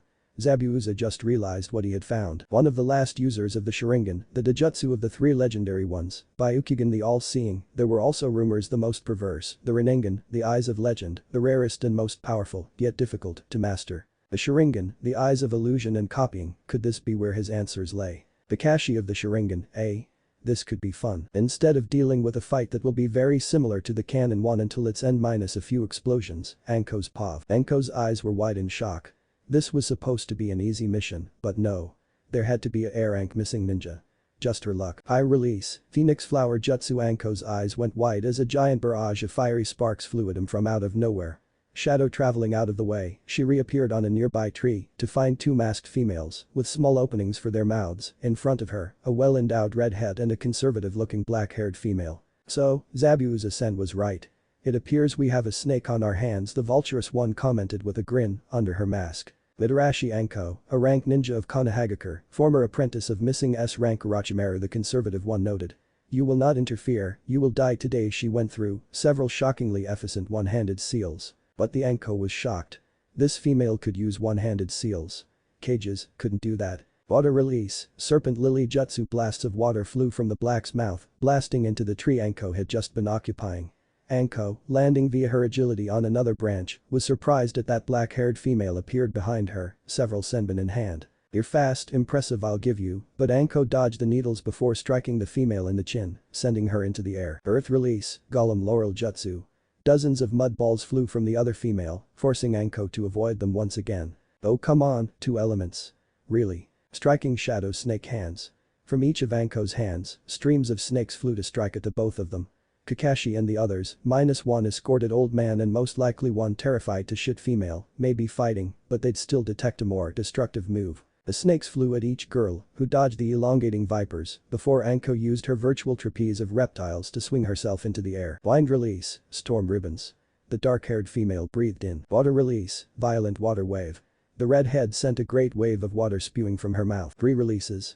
Anko gasped in shock before pulling off snake, bird and tiger. High release, Fire Bubble. A giant bubble of flames surrounded Anko, blocking both attacks. Even the water release evaporated away upon impact. High release. Fire Serpents. Spewing from the bubble came several giant snakes of flame, striking into both females and sending them flying into the trees. Both eyed her wearily. "So, they know they can't beat me, eh? And I'm not even using all my power. Hell, if I ever used it all, I'd be S-rank myself." The redhead had a smirk on her face before she flew to the ground. Earth release, Retreat Block. She slammed into the ground as a huge stream of chakra flew out, the kind from a powerful chakra reservist. Anko had heard rumors that a lady's chakra levels affected one's breast size. It wasn't confirmed, but seeing as though she had rather large indicators at full power, and it had some truth. Personally, she hoped something similar with it was the same with males, like her destined mate and his Jinchuuriki stores of chakra. And if this teenager already had C-cups, somehow she bet she was chakra rich, and she was right. Surrounding the back of the escape route, a large cliff rose, blocking a large mile radius from the road into the woods, leaving the only option to be disease-ridden swamps. The girl collapsed as this was done, but her companion body flickered down to retrieve her and then flickered the 2 of them away. "They're good," Anko commented out loud before grinning lustfully. "I wonder if they'd be Naruto compatible." Naruto's pav. But the pink cowered quivering around the bridge builder, even with a team of my shadow clones and Heite team barely holding off the eyebrowless guy, Sasuke and I, having just defeated a squad of water clones, were ready to get in and help the man. After all, if the team dies, I'm back in Konoha and no C rank for me. Anyway, just as we were about to, a giant wall of rock just burst forth from behind them, blocking their retreat. Zabuza eyed the wall curiously. "So, something's up. Well, I'd love to finish you off, but it appears that your 2 genin, with actual skill, are about to help. I'd love to gamble on a fight, but I don't feel like it, so see you later." He body flickered away as Kakashi glared at the bridge builder. What the hell was that? A rank missing ninja. You have some explaining to do you. Kakashi, you do notice even if we want to quit now, we can't get back home without going through a giant swamp, and I doubt they'd let us off the island. Sasuke commented. We might as well get the job done and get paid. Kakashi gazed at them. This isn't about payment, it's about your safety. Yeah, yours, mine and Sakura's. Sasuke commented coldly. Kakashi was glaring at Sasuke now. Wait, what do you mean, Sasuke-kun? That's all that's important, Sakura commented before Naruto glared at her. Sakura, do us a favor and shut up. Sakura's eyes were wide in shock. That's twice. Baka, what's gotten into you? Sakura yelled before Naruto's clones burst from the noise level. I have a name, is Uzumaki. Naruto commented coldly. And as to what's gotten into me, maybe I've realized you aren't doing anything for this team. Hey, I protected the shadow clones, but they're just 3 duplicates with more chakra in them than you at full power. Sakura was glaring at Naruto with the force in a capable kunoichi to induce a heart attack. During the test, only me and Sasuke actually tried. You just hid. During all our missions before this, you didn't do a single thing. Can you even fight at all? Hey, I'm the best kunoichi. Grade-wise, but the entire academy is messed up, Sasuke commented, entering the conversation. Naruto was now livid at Sakura. You'd abandon a client in the middle of a war zone and doom an entire country just to save your own skins. How could you sleep at night knowing you'd leave millions to starve? Kakashi was furious. How dare you make up such lies? Tazuna coughed. I'm afraid those aren't lies. Last night, I actually talked with your students, the 2 who actually put effort in. Strange, I was of the knowledge that was the sensei's job. Perhaps I should have asked elsewhere. Look what you've done, you vile little. And I wasn't referring to our orange friend. Assuming you actually can protect me until this mission is complete, I'm sure to tell your superior of your less than satisfactory performance, Silverhead, Gumshade, and of the actual effort of the 2 genin, Sasuke and Naruto. He walked ahead of the group down the path before Sasuke and Naruto followed him. You 2 get back here or I will report to the Hokage. Sasuke glared back at Kakashi. Why do I get the feeling you'd do that anyway? Just to Naruto. Here's an ancient Uchiha proverb, those who break the rules are trash, but those who'd abandon their comrades are lower than trash. I'm of the opinion you're of the latter, Naruto added. Sasuke is my friend and I'm loyal to Jiji. He put us on this mission for a reason and I plan to complete it and stand by my friend. Since you already treat me like trash, I don't think breaking your rules is much, but seeing as I don't plan to sink any lower, I'm standing by my friend and Jiji. Kakashi was now utterly furious. Ichidori the demon, if only he had the chakra left in him. Hokage's office, Anko's pav. What? The old man yelled in shock. You better be showing off your non-violent sense of humor for once. Anko sighed. I'm not kidding, my shadow clone sent a snake to confirm it. That C rank just turned into an A rank mission, but look at the bright side, if they survive it will automatically allow them to enter the Chunin exams, even if they lock Naruto-kun in jail afterwards. This was partially a lie, as this was the shadow clone, and the real Anko was keeping an eye on her destined mate, but no one could really tell with a clone. They were physically identical, had chakra levels and actually had minds. Only an expert could, a person capable of making thousands of clones and picking up on the very minor difference without hitting the clone. And what sort of person other than our little orange pal could do that anyway? The entire team could be wiped out and that fool will be able to return them to Konoha. My fault really, he's stuck there. I had hope, and now because of one of my own laws made to keep the threat of removing a sensei from a team, aside for sexual assault or similar heinous crimes, from being used by the council to gain control. I can't legally get rid of him. And unless he dies on a mission, and perhaps even on one, the council will accuse me of murdering him just because he was against Naruto-kun. And we all know how that will end. Anko shook her head. Every time a person was executed for breaking the Sandium's law, which happened mainly in the first year or so after the incident, there were riots, and those who were executed were seen more as martyrs than criminals. Practically, when it came between protecting Naruto and keeping the village from doing something to him so they could kill Naruto, he was practically balancing on a trapeze. A very thin, old trapeze. As the first hidden village, they had become the model for future villages, and in this, flaws were discovered and repaired. The power of the civilian council was one of the things fixed. In Konoha, the citizens had more say than other villages, allowing for them to slowly amass power and arrogance. It had now become a giant knot of problems, filled with gum and over a hornet's nest. It would take a long time to undo the knot with it being held together with the gum of corruption, and if they just cut in half, the gum would catch them, as the hornet's nest of the daimyo and civilians' rights would attack them with a vengeance. And there were so many small things there that would add up to a hell lot of pain. Was that a metaphor just now? When did she become a philosopher? Very well, send orders to your shadow clone and if possible, try to help the situation. But be careful, if we stir up the councils again, the daimyo will destroy our budget like an Akamichi in the land of bountiful potatoes, or the former land of chocolate, as it was, they now called it the land of desolate famine-ravaged peoples. Anko grinned, before smirking. Oh, how he had it backwards. Perhaps it was time to take matters more directly into her own hands. A few days later, Wave County, Anko's POV. Alright boys, keep focused. Anko yelled, thankful for the detection and deterrent seals she had placed up. Kakashi, or the pink creature of the sound piercing, wouldn't be able to notice as she trained both Sasuke and Naruto in tree climbing, without hands. After they had gotten to Tezuna's house, there had been another argument and Kakashi now had to sleep outside and far away from Naruto's bedroom. They had wanted to do the same to Sakura, but there had been a stream of rapes done by Gato's thugs recently on unprotected women, and while she was annoying, Sasuke and Naruto were not heartless. The arguments, of course, had led to Kakashi refusing to teach them while they were here. Probably, the bastard who only claimed he was the son of the White Fang planned to leave them high and dry here and have her destined mate get skewered. Then, the old man. Well, Sasuke could easily say something if he himself killed Naruto or Tazuna, and with his Uchiha blood immune to any Sharingan hypnotism, if Naruto died in battle, Kakashi would easily walk free. Of course, he failed to realize she was around. So, she'd be able to help the boys and mess up Kakashi's bullshit plan. Hey, Anko-sensei. Naruto called up from up top a tree. I'm done. Sasuke humped from his own tree. Same here. Anko grinned. One day, her destined mate would be calling her Anko-chan, or perhaps if she was feeling kinky, Anko-sama. But highly inappropriate thoughts later. Okay then, I've got something else for the both of you. Then the two descended down the tree, with Naruto face planting on the ground before surrounding her. So, what you got? Sasuke asked. With a grin, she removed from her jacket 2 slips of paper. Sasuke eyed it curiously. Chakra paper.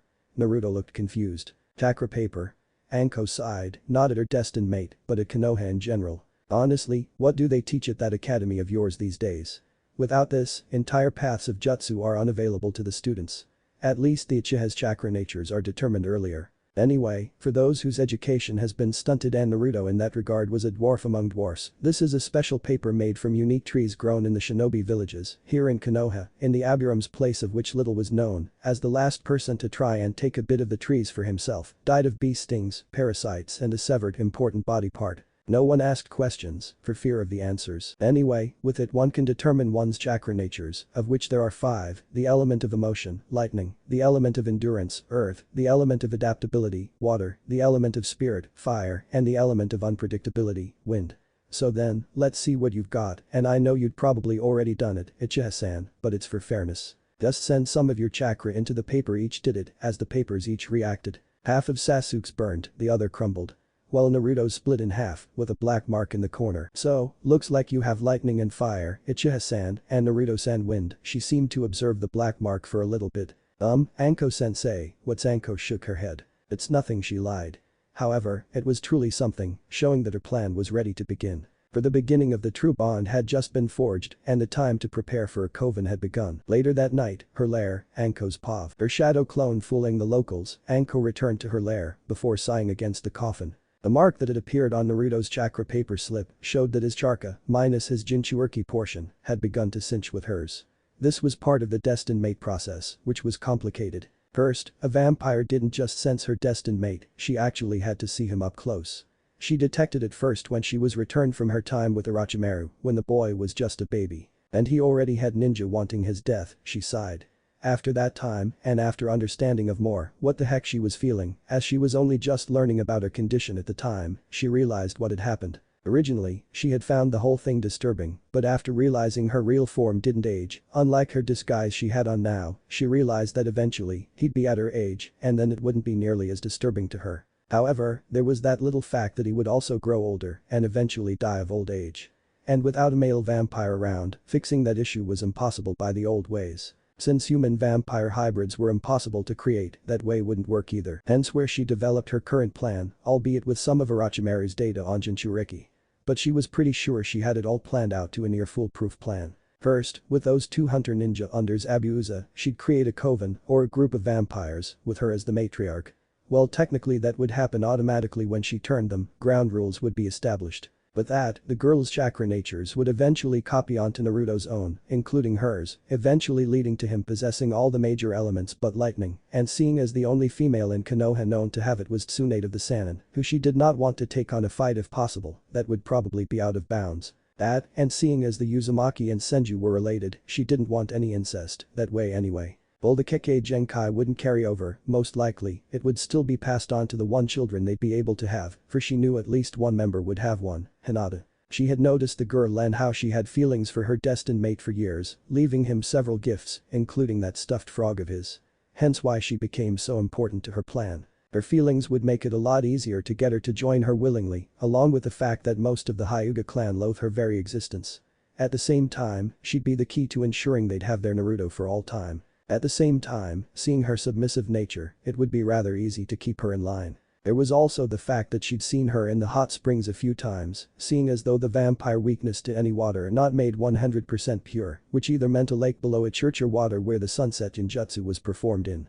And that girl had potential to be quite attractive and sexy. The interesting fact about vampires, at least the females tend to be bisexual, I am not commenting on the male homo vampire scourge in fanfiction these days, actually I am, Anderson Kill. And thus the slight preference of attractive females in the coven. Though how it would affect her would be much less extreme than Orochimaru's obsession with boys. Of course, there was current end goal of one day being able to escape from Konoha. Well, there were several people that cared about her, as well as Naruto she didn't see as deserving death. Too many people hated her and her destined mate for what they were. If she didn't owe the Sandium for doing as much as he did for Naruto, she'd probably have mass murdered them all by now.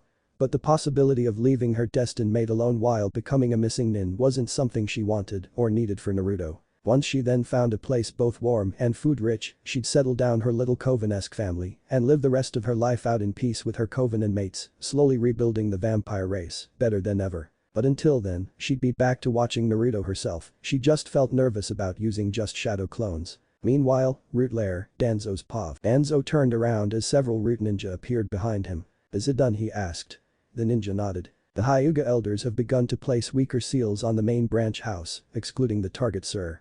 Soon, the Byukyuan will be further secured after getting information that a Kiri Hunter Nin had a Byukyugan eye like Kakashi had a Sharingan eye. He had immediately contacted the elders discreetly and gotten them to agree to a compromise. They'd ensure their main Kekkei Genkai was secure and they'd get rid of a great danger to Konoha, a person who'd see away with the protective seals. At the same time, he had plans to use her to improve the Jinchuriki's emotional problem.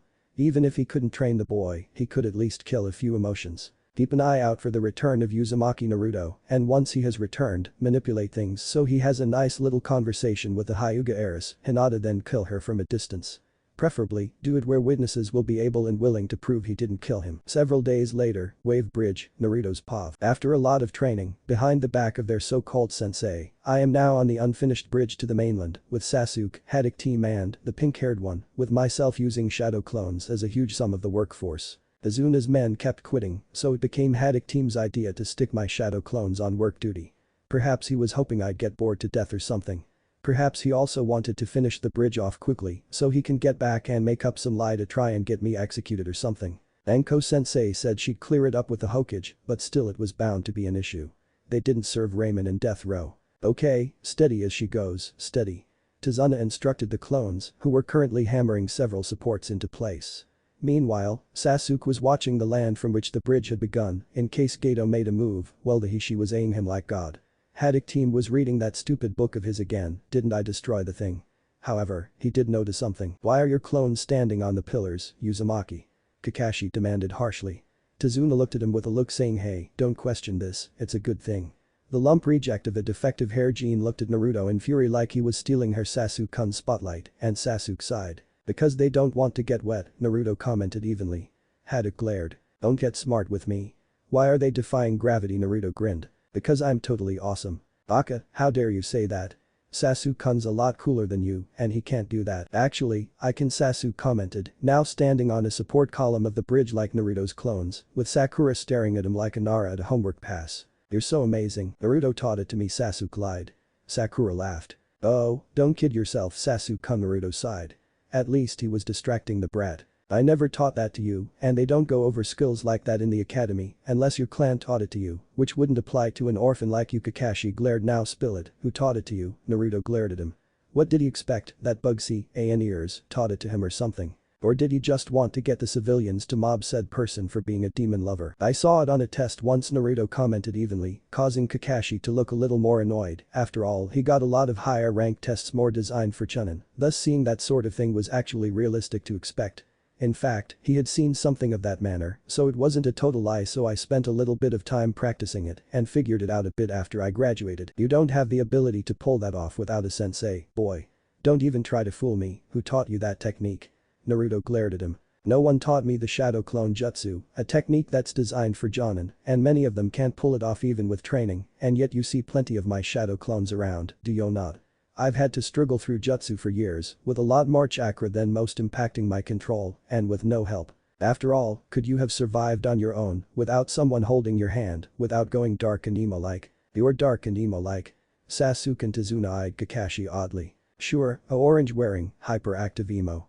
There are plenty of them, Tazuna commented dryly. Naruto couldn't hope to be dark if he wanted to, Sasuke added, as mist began to climb over the bridge. Oh no, not again, Tazuna's eyes went wide. Sasuke-kun, protect me. A storm of senbon flew from the mist straight at Tazuna before a kunai blocked them, held in Naruto's hand. Alright, who's out there? The mist began to show three forms, one of them being Zabuza. The others appeared to be girls, one with black hair and the other with red hair and a large chest. Both's faces, aside for their mouths, were covered by masks. So what, you're some sort of pedophile, Sakura began ranting before the redhead glared at her. Shut up or I'll kill you, Sakura froze in fright before Zabuza glared straight at Kakashi. Give it up, the bridge builder is ours. Leave now and I won't gut you like a trout. Kakashi looked ready to escape before Naruto stood forward. I won't let you. This bridge is the hope of the entire nation of waves.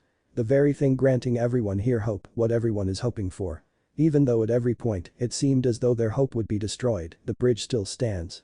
With that, everyone's hope stands just as strongly, enduring, and now they can finally see the light at the end of the tunnel. And no one will destroy that light, for no one deserves to live a life of oppression, scorn and most of all, a life without hope. Zabuza glared at the boy. And what makes you want to protect a bunch of worthless rats like those on this island? A shinobi's very existence stands to be a hired weapon, a tool to do as those paying for your services require. One day you sup with someone, the next day you stab them in the back with their own sword. That is the way of a shinobi. Sakura looked horrified, but Naruto just glared right back. Everyone's way is different and how you see a shinobi is not what we are in absolution. No one has the right to destroy someone's hope. And as for why I care so much is because the people are being oppressed by people who just do it for convenience without even bothering to look at those they oppress and failing to see that person's right to live. I care because I know exactly what such treatment feels like, how much it hurts. When few people even bother to look at you, like you're even human. Sakura and Kakashi were eyeing the boy like he was being a drama queen, while Sasuke and Tazuna and even Zabuza's crew looked at him in confusion. Sasuke even looked somewhat shocked, as if he never noticed that before. Naruto, I won't allow this land to suffer anymore, even if I have to defeat you all with just my own hands. Sasuke smirked. You can count me in too, after all if I beat them, then I'll be that much closer to be able to fight him. Kakashi didn't appear enthusiastic about doing this job. Watching the battle, Anko's paw. Anko was gripping the tree she was hiding in with enough force to snap a 5-foot thick branch in half. That stain of human existence wanted to leave her destined mate alone to face Jonin level shinobi in combat. And while he probably could take out Zabuza, harem no jutsu, those girls probably could destroy him, even with Sasuke aiding him. She couldn't aid him as long as Haddock was there, or else the civilian council would eat this up before calling on the daimyo and all that. They could kill the council, and the daimyo could send his own troops to the Leaf Village.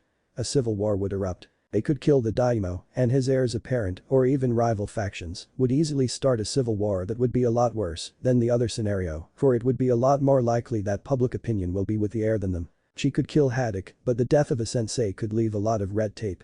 Namely, tape put up by the civilian council due to Naruto being a Jinchuriki.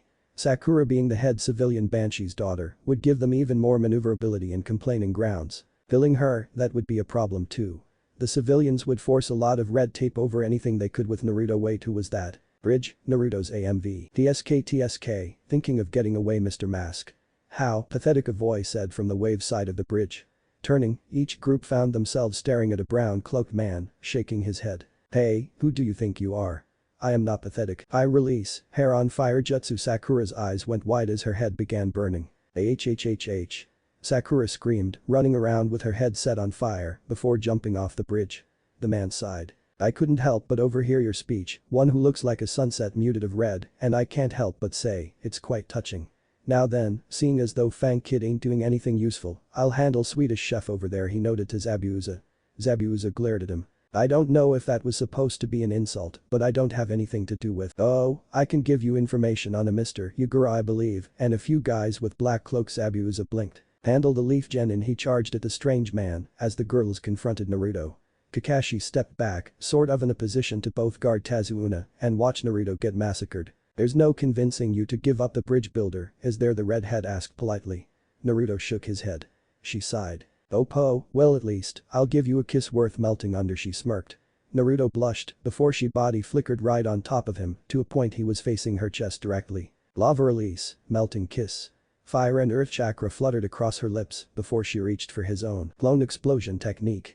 Naruto, or rather the clone, exploded, blasting the girl back as the real Naruto leapt up from below with a group of shadow clones. Guard the old man, protect him at all costs, the clones nodded as the redhead forced herself back up, her face now revealed, a stunningly beautiful face with light green eyes.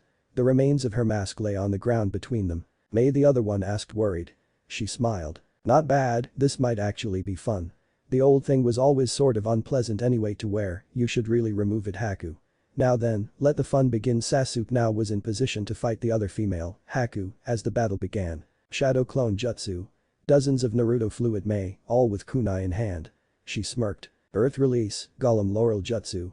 Dozens of mud balls flew from Mei's mouth, blasting down the shadow clones as the real Naruto flew in for a punch to the top of the chin, which Mei dodged with a bend before kneeing Naruto in the stomach, sending him into the air. Water release, violent water wave, a blast of water flew from her mouth, impacting into Naruto and blasting him over the side of the bridge. Shadow clone jutsu. Naruto formed a shadow clone chain, which spun around in the air like a lasso, before sending Naruto flying up in an angle, before the rest followed him like a flock of birds. This level of chakra, how much does he have? Mei absently commented, as each clone drew shuriken and sent them flying. All directions shuriken. A metal rain of deadly tools flew straight at her, all prepared to slice in apart. Earth release, earth dome. A dome of earth formed around Mei at her command, blocking the metal attack. Meanwhile, Sasuke was blocking Senbon from the other girl, Haku, with 2 kunai in each hand. Give it up, and I will not be forced to kill you, Haku commented. Sasuke grinned. I won't die, not until I can kill him. Fire release, fireball jutsu. A fireball was lobbied straight at the girl, who dodged it with shocking speed, without body flicker. What? Haku appeared behind Sasuke, with a dozen Senbon in hand. Die. The Senbon lodged themselves into Sasuke's back, making him look sort of like a hedgehog Hanyu, before a sphere of water began forming in her hand. Water release, liquid sphere. The ball was sent flying at Sasuke, who dodged the thing out of nowhere. What? Sasuke opened his eyes, showing off a Sharingan with 1 Tommy in each eye. A Sharingan? Sasuke had a large grin. Finally, now prepare to be my fist victory with my new eyes. He briefly turned his attention over to Naruto's fight, where he was currently dodging Phoenix Flower like some cartoon character. Fire release, Phoenix Flower jutsu. Dozens of small fireballs flew from Sasuke's mouth, only blocked by a wall of ice. Ice? Haku shook her head. Mei, watch the fire moves, this guy can copy them. Mei, who was about to launch more, stopped and avoided a clone pile drive. It's time to poach them, what do you think? Mei commented. Haku shrugged. I wish you didn't call it that, but okay. Mei jumped away from Naruto as Haku focused. Ice release, ice mirror dome. A giant dome of ice rose up around all of them, aside for Tazuna, Zabuza, Kakashi, the stranger and Sakura, who were out of range, trapping them in an airtight dome of ice. Naruto, his clones and Sasuke were looking around confused as Haku shimmered into the ice wall around them, with Mei breathing in. Oil release, skilled mist technique. Steam began to spew from Mei's mouth, filling the encased space. Wait, what? Naruto's clones began to steam and dispel as burns began covering Sasuke and Naruto. Bridge, wave, Naruto's paw. Trapped in this giant ice dome, and with this acidic mist in the air, we were screwed. Both Sasuke and I were burning, though at least Sasuke might not look like a vampire now, not foreshadowing, and actually have some color to his skin. Mei appeared immune to the mist, while Haku was hiding inside the ice to avoid being harmed. Erg, Sasuke, we can't let it end like this, Naruto grumbled before drawing a kunai and sending it flying at Mei. Mei twitched, the blade impacting the ice dully. Fire release, fireball jutsu. Sasuke blasted the ice with a concentrated fire attack, but the fire dissipated without real effect. Haku eyed them. This ice can be melted by such a low-level fire jutsu. Though you have spirit, we will bury you cheerful. Snarling, Naruto formed the Shadow Clone seal. Shadow Clone jutsu. A trio of clones appeared before they steamed out. Damn, the steam's messing them up too. Sasuke's paw. No, it can't end like this. After managing to reactivate the Sharingan, which I forgot I did activate, I'm to be defeated here without bringing that murderer to justice. It was even more important now, after that dream. Flashback. Sasuke stood on a rocky ruin, adorned with various destroyed objects, looking almost like giant cups of ramen. A destroyed city that oddly looked familiar to Sasuke stood beneath him. No birds were chirping, no insects were buzzing, it was totally lifeless. No clouds were in the sky, but nothing good seemed to radiate down from above. The moon above appeared to glow red, or was it just him? "Greetings," Sasuke voice said. Turning around, Sasuke found himself staring into the eyes of the stranger from the bridge, the brown-cloaked man. "Who are you, and how the hell did you get in my dreams?" The man chuckled. "I'm surprised you're not thanking me. I mean, all your dreams involve either why or how you're going to gain revenge. I think this is a nice change in pace.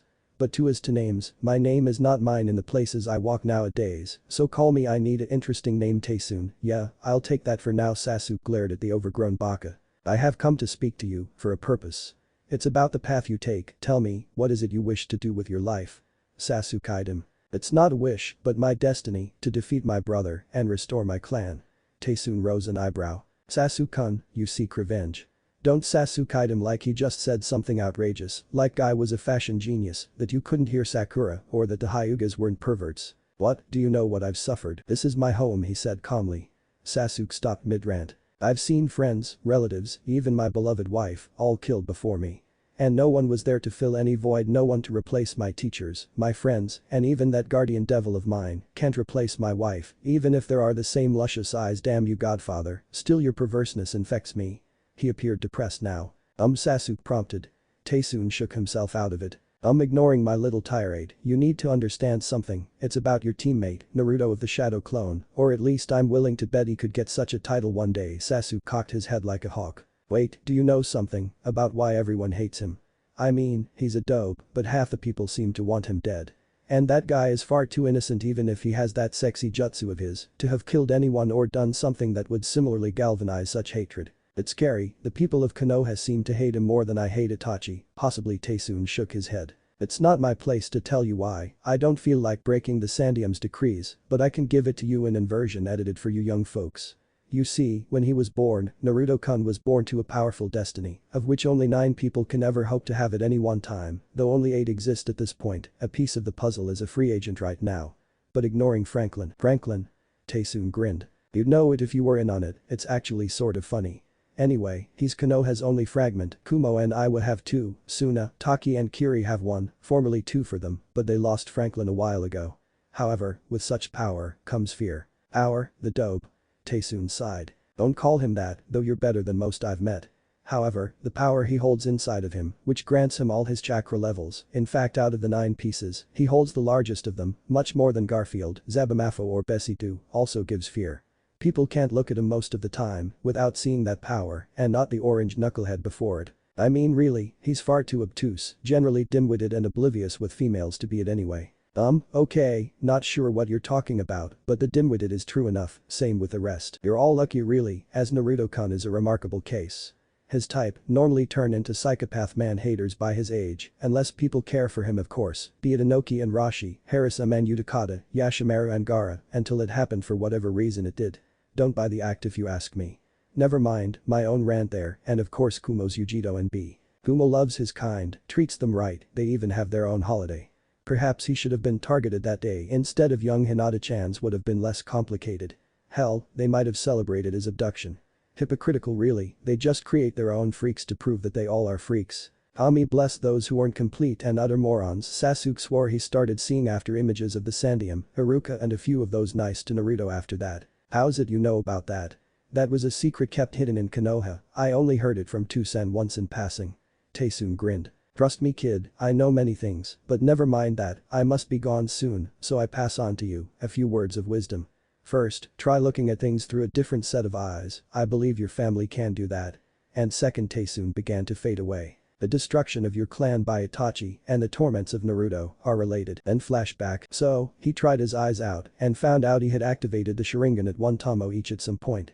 Must have happened during the massacre, wonder why he forgot. But now, they were practically trapped and Sasuke had a bad feeling he knew why. Kakashi probably was waiting for Naruto to be poached to death and then save him. Or, if that Taesoon dream guy indicated, he was waiting for Naruto's hidden power, whatever it was, to be unleashed and then kill him.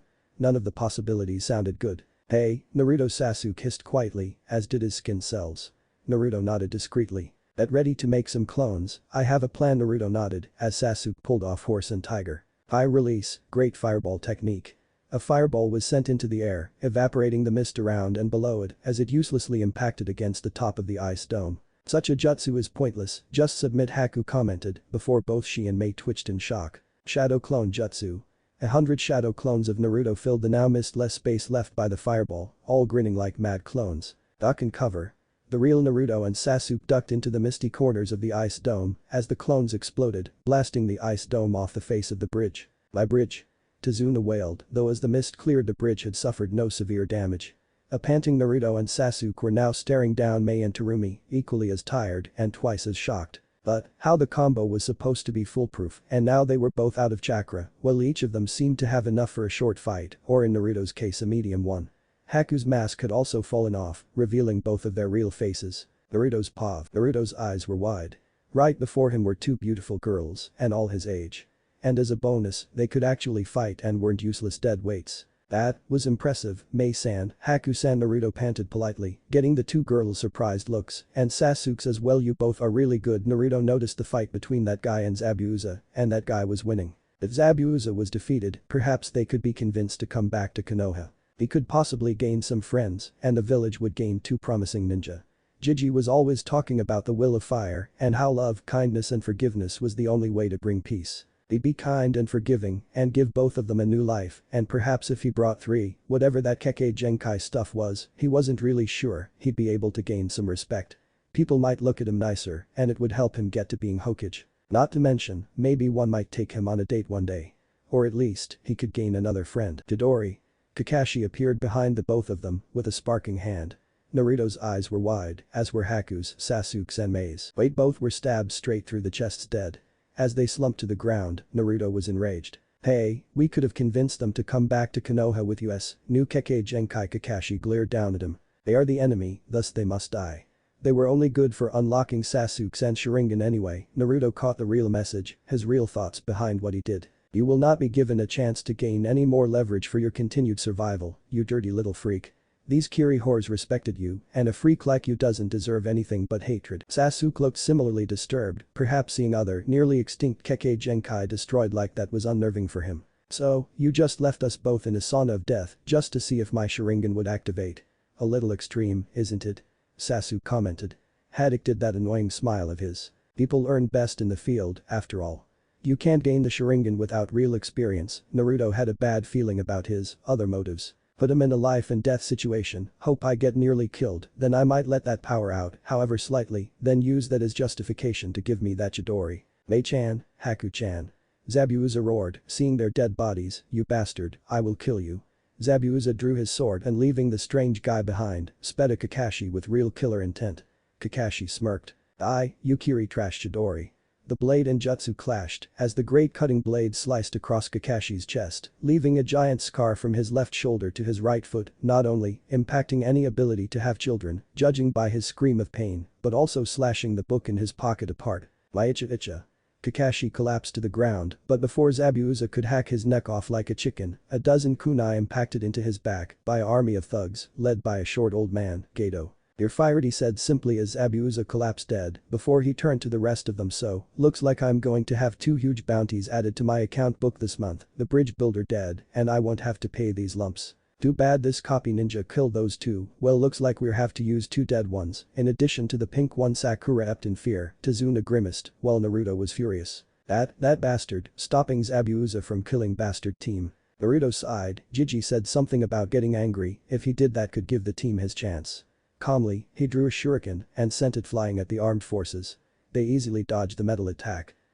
Is that all you got, boy? Gato laughed. Naruto smirked. Nope, and I'm sorry Tazuna-san for the giant hole I'm going to have to repair after this, for it seems I missed me under the mob. A huge explosion ensued as a giant rip in the bridge peeled open, sending Gato and his thugs into the desolate sea below. Help, I can't swim. Gato wailed before silence. Tazuna blinked. He's dead. And all it took was a super hole in my bridge. Please fix it, Baka. Sakura yelled in fury, causing more of the bridge to break from the intense volume. How dare you take the glory from Sasuke? Naruto ignored her and looked at the dead forms of Haku, Mei and Zabuza before making the shadow clone seal. Shadow clone jutsu, he said deadpanned as a small procession of Narutos formed around the bodies, with the real one taking Zabuza's sword. Don't you ignore me. Baka. Shut up and train for once. Naruto glared at the girl, shutting her up for once. There is no glory here, only sorrow. No one won here, no one but death. Naruto took the bodies, hoping at least to give them a decent burial. Sasuke sighed sadly. Sasuke-kun, stop the Baka. You know, we really should get Kakashi back to Tezuna's house to heal. Sasuke took the injured man and taking care not to step in anything, left.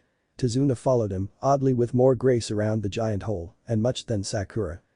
I think I stepped on, you. Meanwhile watching the battle's afterglow, Anko's pav. He has a point. Anko was startled as the Taesoon guy appeared behind her, scaring the living, or unliving, daylights out of here. Who the hell are you? Taesoon smirked. That's not really important, but I do believe you have a date with 2 dead bodies. Oh, and try not to make it obvious. Hate to see Haddock blamed by his sensei's son. No. Taesoon vanished, this time for good, I may add. Anko blinked in shock. What? Brave sight. A day later, Anko's pav. But the shadow clone aimed the team just in case anyone pulled something, with her shadow clone Konoha reporting the mission success, so Kakashi couldn't pull any denials about it. The now eunuch, Anko found it was about time to obtain her first 2 converts. Well, it was true this was the first time she had tried this. The books she had read described them in great detail. The graves, dug just by Naruto and his clones it appeared, stood on a rise overlooking the now orange-covered bridge. The shadow clones were working overtime with Tezuna, who was watching them repair the damages the battle did the bridge. Each grave was covered with a few wild flowers, with 2 stones adorned with the names of the 2 dead apprentices, an attempt at trying to have punctuality. Seeing as it was a one boy not really knowledgeable about death rituals doing this, it was sweet. Zabuza's grave was an exception, though his blade marked it instead. Sighing, Anko grabbed it and did a variation of her shadow travel and sent the sword itself to her lair, noticing a slight air-sucking noise as the oxygen rushed to fill the vacuum that was her lair. Her destined mate may like the nobility of such a marker, but she didn't trust Kakashi to not try and take the blade for himself. That, and a blade that fed on blood to repair itself just seemed so kin-like to a vampire. Taking the note of the 2 graves before her, she broke that Tsunade improved henge of hers. She began to morph into her true appearance, that is a vampire. Her 5.4 height began to shoot up, becoming a 6'1" in height.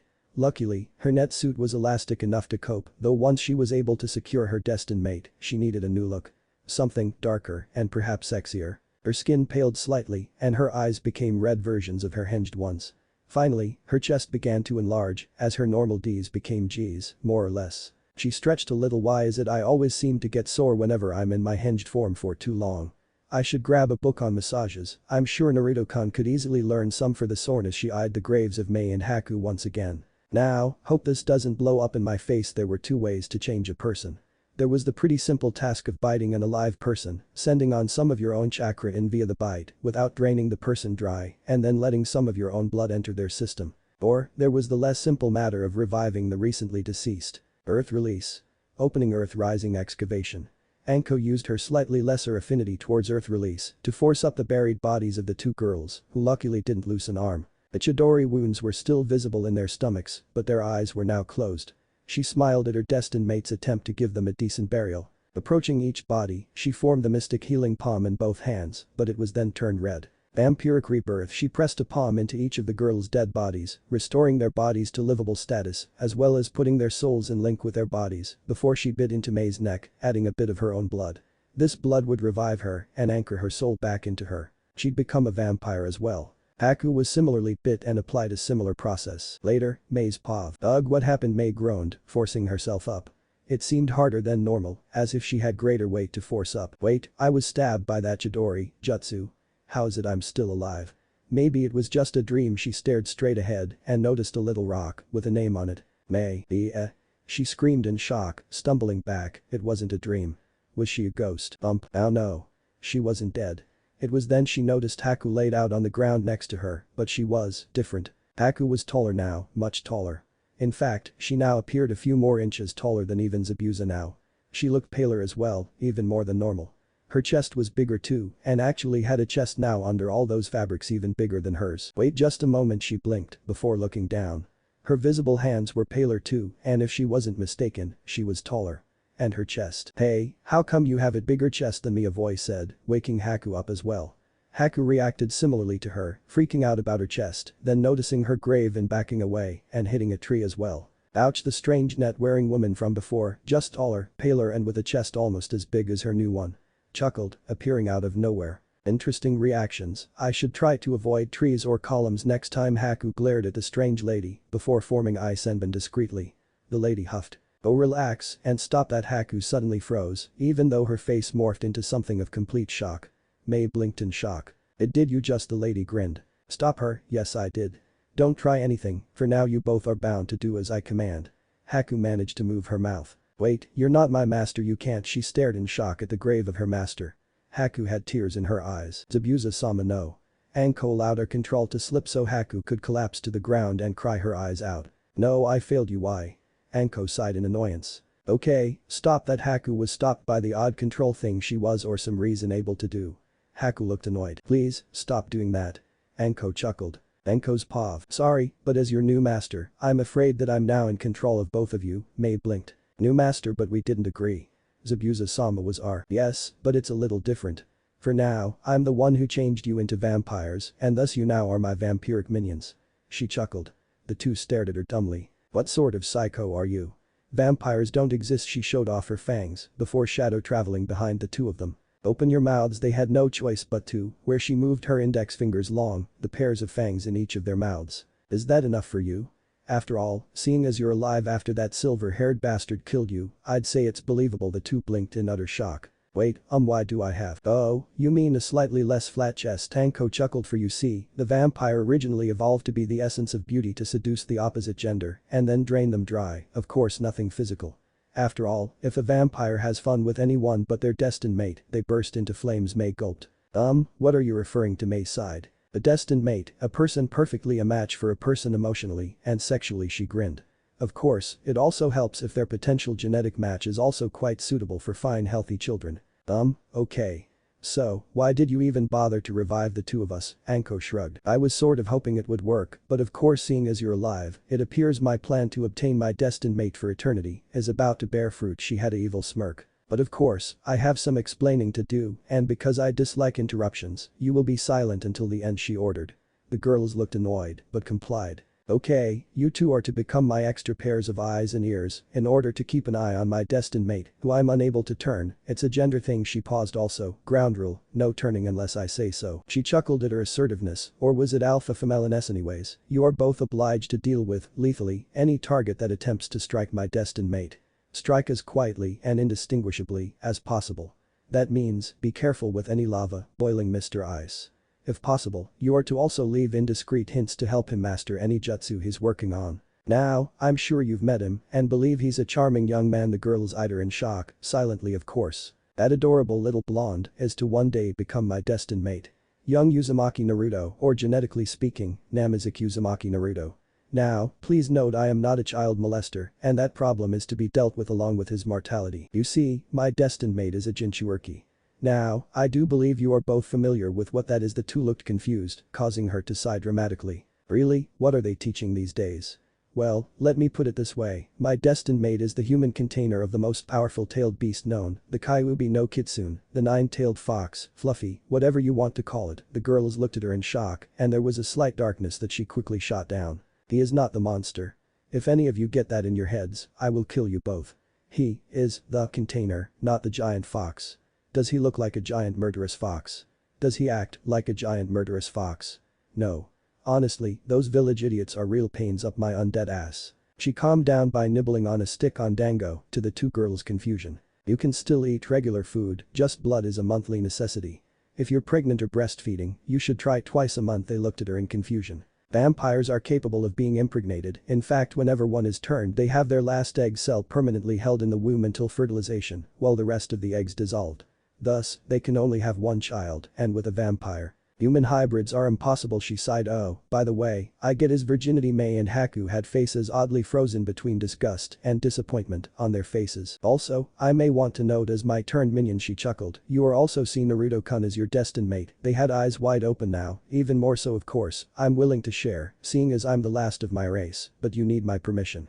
Don't think I don't know ways to discipline you. They didn't like the tone of voice the crazy snake lady just used. Also, as I may have forgotten to mention, I can't turn males, and thus Naruto-kun doesn't gain immortality or an age boost. She motioned to their older appearances to say my age of 25, at which aging stops. Of course, my hinged form will age and sag, but ignoring that, there is another way, involving the only other girl I know who has feelings for him, without my suggestion. A young girl by the name of Hyuga Hinata. They blinked at the name, Hyuga, a short little lavender with her clans, assets, and if I had to guess, perversity, though I've never gotten clear evidence on that, but never mind that. You see, young Hinata-chan is capable of the gentle fist fighting style, a style that disrupts and alters chakra flow. As you are obviously aware of, the Hyuga gentle fist is highly feared, so feared that they had to make it important, yet lost these days, by the hands of their elders most likely, treaty about their use, on Jinchuriki. Should the gentle fist strike a seal, even a regular exploding tag, the thing is ruined, no matter who made it or how durable it is. The chakra disruption distorts the seal. Most dangerously of all, if it was to be used on a Jinchuriki, the seal could be altered to a point the beast's chakra-based appearance and its container combine. Noting their alarmed looks, she shook her head. No, he won't become the fox. I have no desire to make love to an animal. What will happen is that he will be turned into a hanyu, or half-demon. They used to be common before they started sealing the beasts, don't know how really, don't really want to figure it out. They are capable of having children with vampires, the two official recorded mating state, a Hanyu cat and a male vampire, and a Hanyu tanuki with a female vampire, with the children inheriting none of their hybrid traits, for reasons I'm not sure. They are also as long-lived as us, immortal beyond beheading and all that jazz, and their blood is said to be quite rich. Of course, I do plan to find a female Jinchuriki and test my theory out first, once I have Hinata. After all, at least with them I can save them by pure turning if it goes horribly wrong. Anko smiled. Okay, now it's about time I introduce you to the fine art of blood tasting. Well, I do believe. Amik attempted first blood drawers, Anko's pav. 1. Anko, with Mei and Haku behind her, had warped a distance away to try and grab a sucker, and they spotted a strange silver-haired man sitting on a rock with a scythe in his hands. Anko motioned for the girls to watch her, and she shadow traveled straight behind him, and he turned around and oddly bowed on the ground. The great Akushisat-sama, sister of my lord, goddess of lust, desire and snakes, you have come to bless me with your great power. I am your humble servant, Haiden. She vanished quickly. My goddess. I will destroy 100 villages in your name and inscribe your symbol in their blood and ejaculated body fluids. Weird, too. Now in some giant metal fortress, she spotted a blonde-haired youth in odd armor, staring out a window. Attempting to sneak up on the youth, she took a sniff. What was that smell? It was like living essence, multiplied by 1000. The youth turned around. You're an anomaly, your life is barely registered by the powers of Jell. Who are you? Anko grumbled and warped again. Why did she kept getting weirdos? First a odd worshipper, and now some odd life guy. 3. Anko warped, to her delight, a dango stand, but some weirdo in an orange mask was devouring all the dango in sight. Dango, dango, dango, dango. He turned to Anko with a huge grin. MS. Dango. Anko had wide eyes, damn that publicity stunt. The annoying masked person then began to try and hug her, to which she did the only rational thing and ran for her life. Though unseen to her, a strange black and white man with a Venus flytrap around his head appeared out of a tree. Thobi, really. 4. Now in a village filled with ringing hammers, probably the artisan village, she spotted off trio who appeared to be hush-hush whispering about something. We will revive our lord. 5 great nations will destroy, she sighed. They, at least, seemed relatively normal, and thus finally had something her newbies could practice on and not be driven insane. Story begins. Anko's lair, Haku's pav. Okay, so I've somehow become an immortal tool to some weirdo vampire, Haku mused, observing the lair of Anko and all its decor. Mei was on Naruto watching duty, namely making sure that Kakashi or someone didn't slip something. With a wince, she began to rub her shoulder. Ow, why do I have to have such giant top-heavy? Anko chuckled, startling the newer vampire as her mistress shadow traveled behind her. Ah. Anko chuckled, I really should teach you two how to do this, but anyway, you're probably the only one I know who dislikes having such a chest. Why do I need such a giant set of? Anko rose her hand to silence her. Haku-chan, what are vampires? Haku rose an eyebrow. Creatures that suck the blood of humans to survive. Anko nodded. And do you think we just attack them, kill them and drag their bodies off? Haku shook her head. No, if you were like that, you'd have been killed by now. Anko gave a fang grin. Exactly, vampires aren't like a lion who attacks and devour our prey in plain sight, we're more like ambush predators, luring our prey in and killing them out of the way. So thus, vampires evolved to be the best seducers possible in order to lure in the opposite gender or same gender. If you run into a person who swings that way, she then poked Haku's breasts to Haku's embarrassment. Beep. Thus, these things, tools in the seduction and prey luring department, but relax, you're rather lacking in that department in comparison and don't expect them to grow with age. Of course, being weighed down by these giant lugs is going to be a more serious issue to those who already having issues, like me or poor Mei-chan. Hell, if you want to feel sorry for someone, pity Hinata-chan once she is in my fold. Root HQ, Danzo's POV. Sir, Target Hyuga Hinata is currently on a week-long training excursion with her sensei and team for the upcoming Chunin exams. They aren't due back for a week or so. Danzo eyed his root agent who just gave the report. Understood, continue surveillance, as soon as they return, the plan will be put into motion. Meanwhile, I will be playing my own piece in this game of chess in his mind. He saw a knight, him, maneuvering a pawn, Naruto, in position to strike a queen, civilian council, once they overtook a bishop, Hiruzen. Meanwhile, Hokage's office, Hiruzen's POV. I can't believe what my report is. Planning to abandon a mission in the middle of it, damning an entire nation to ruin, I have never gotten a more disgraceful report. The old Hokage was in full rant mode. Well, officially he got this report from a courier ninja sent by Tazuna, he got this all from Anko spying. After all, he didn't need more legal issues. The current daimyo was a well-protected idiot who took everything the council said for granted. His father, the last daimyo, was a lot more reasonable, but when he died a year ago, the current daimyo, who took a lot of advice from Himaru and Kaharu, took power. He'd sent an assassin to deal with a moron, but he didn't want the land of fire to end up like the land of water, which did the same thing. Okage-sama, I do believe you're overreacting. The lazy bastard attempted to reason, and you neglected to teach your students anything. Sir, Naruto-san and Sasuke-san, he said, the first one with a little grin in his face. Naruto-kun learned tree walking on his own, the report from Tazuna-san states, and he gave Sasuke-kun the same lessons. You are a disgrace to your sensei, to your actually decent teammates, to your father. Kakashi was glaring at the old man now with force to make an Akamichi anorexic.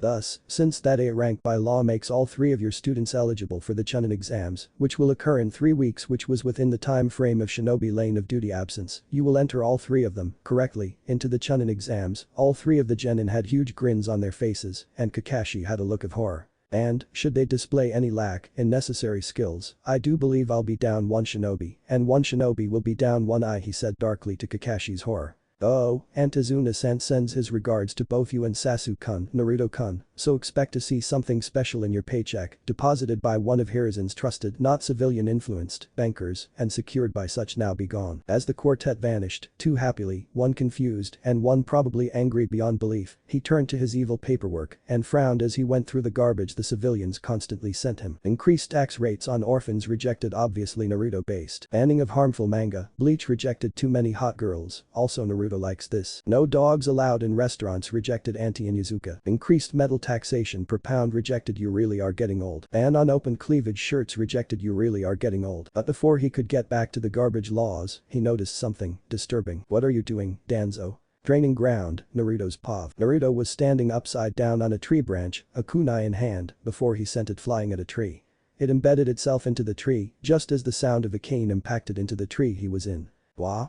He looked down to spy a man in white and black robes, with black hair, scrunched eyes, tons of scars and a hidden arm. Greetings, Uzumaki-san. Naruto blinked in confusion. Who are you?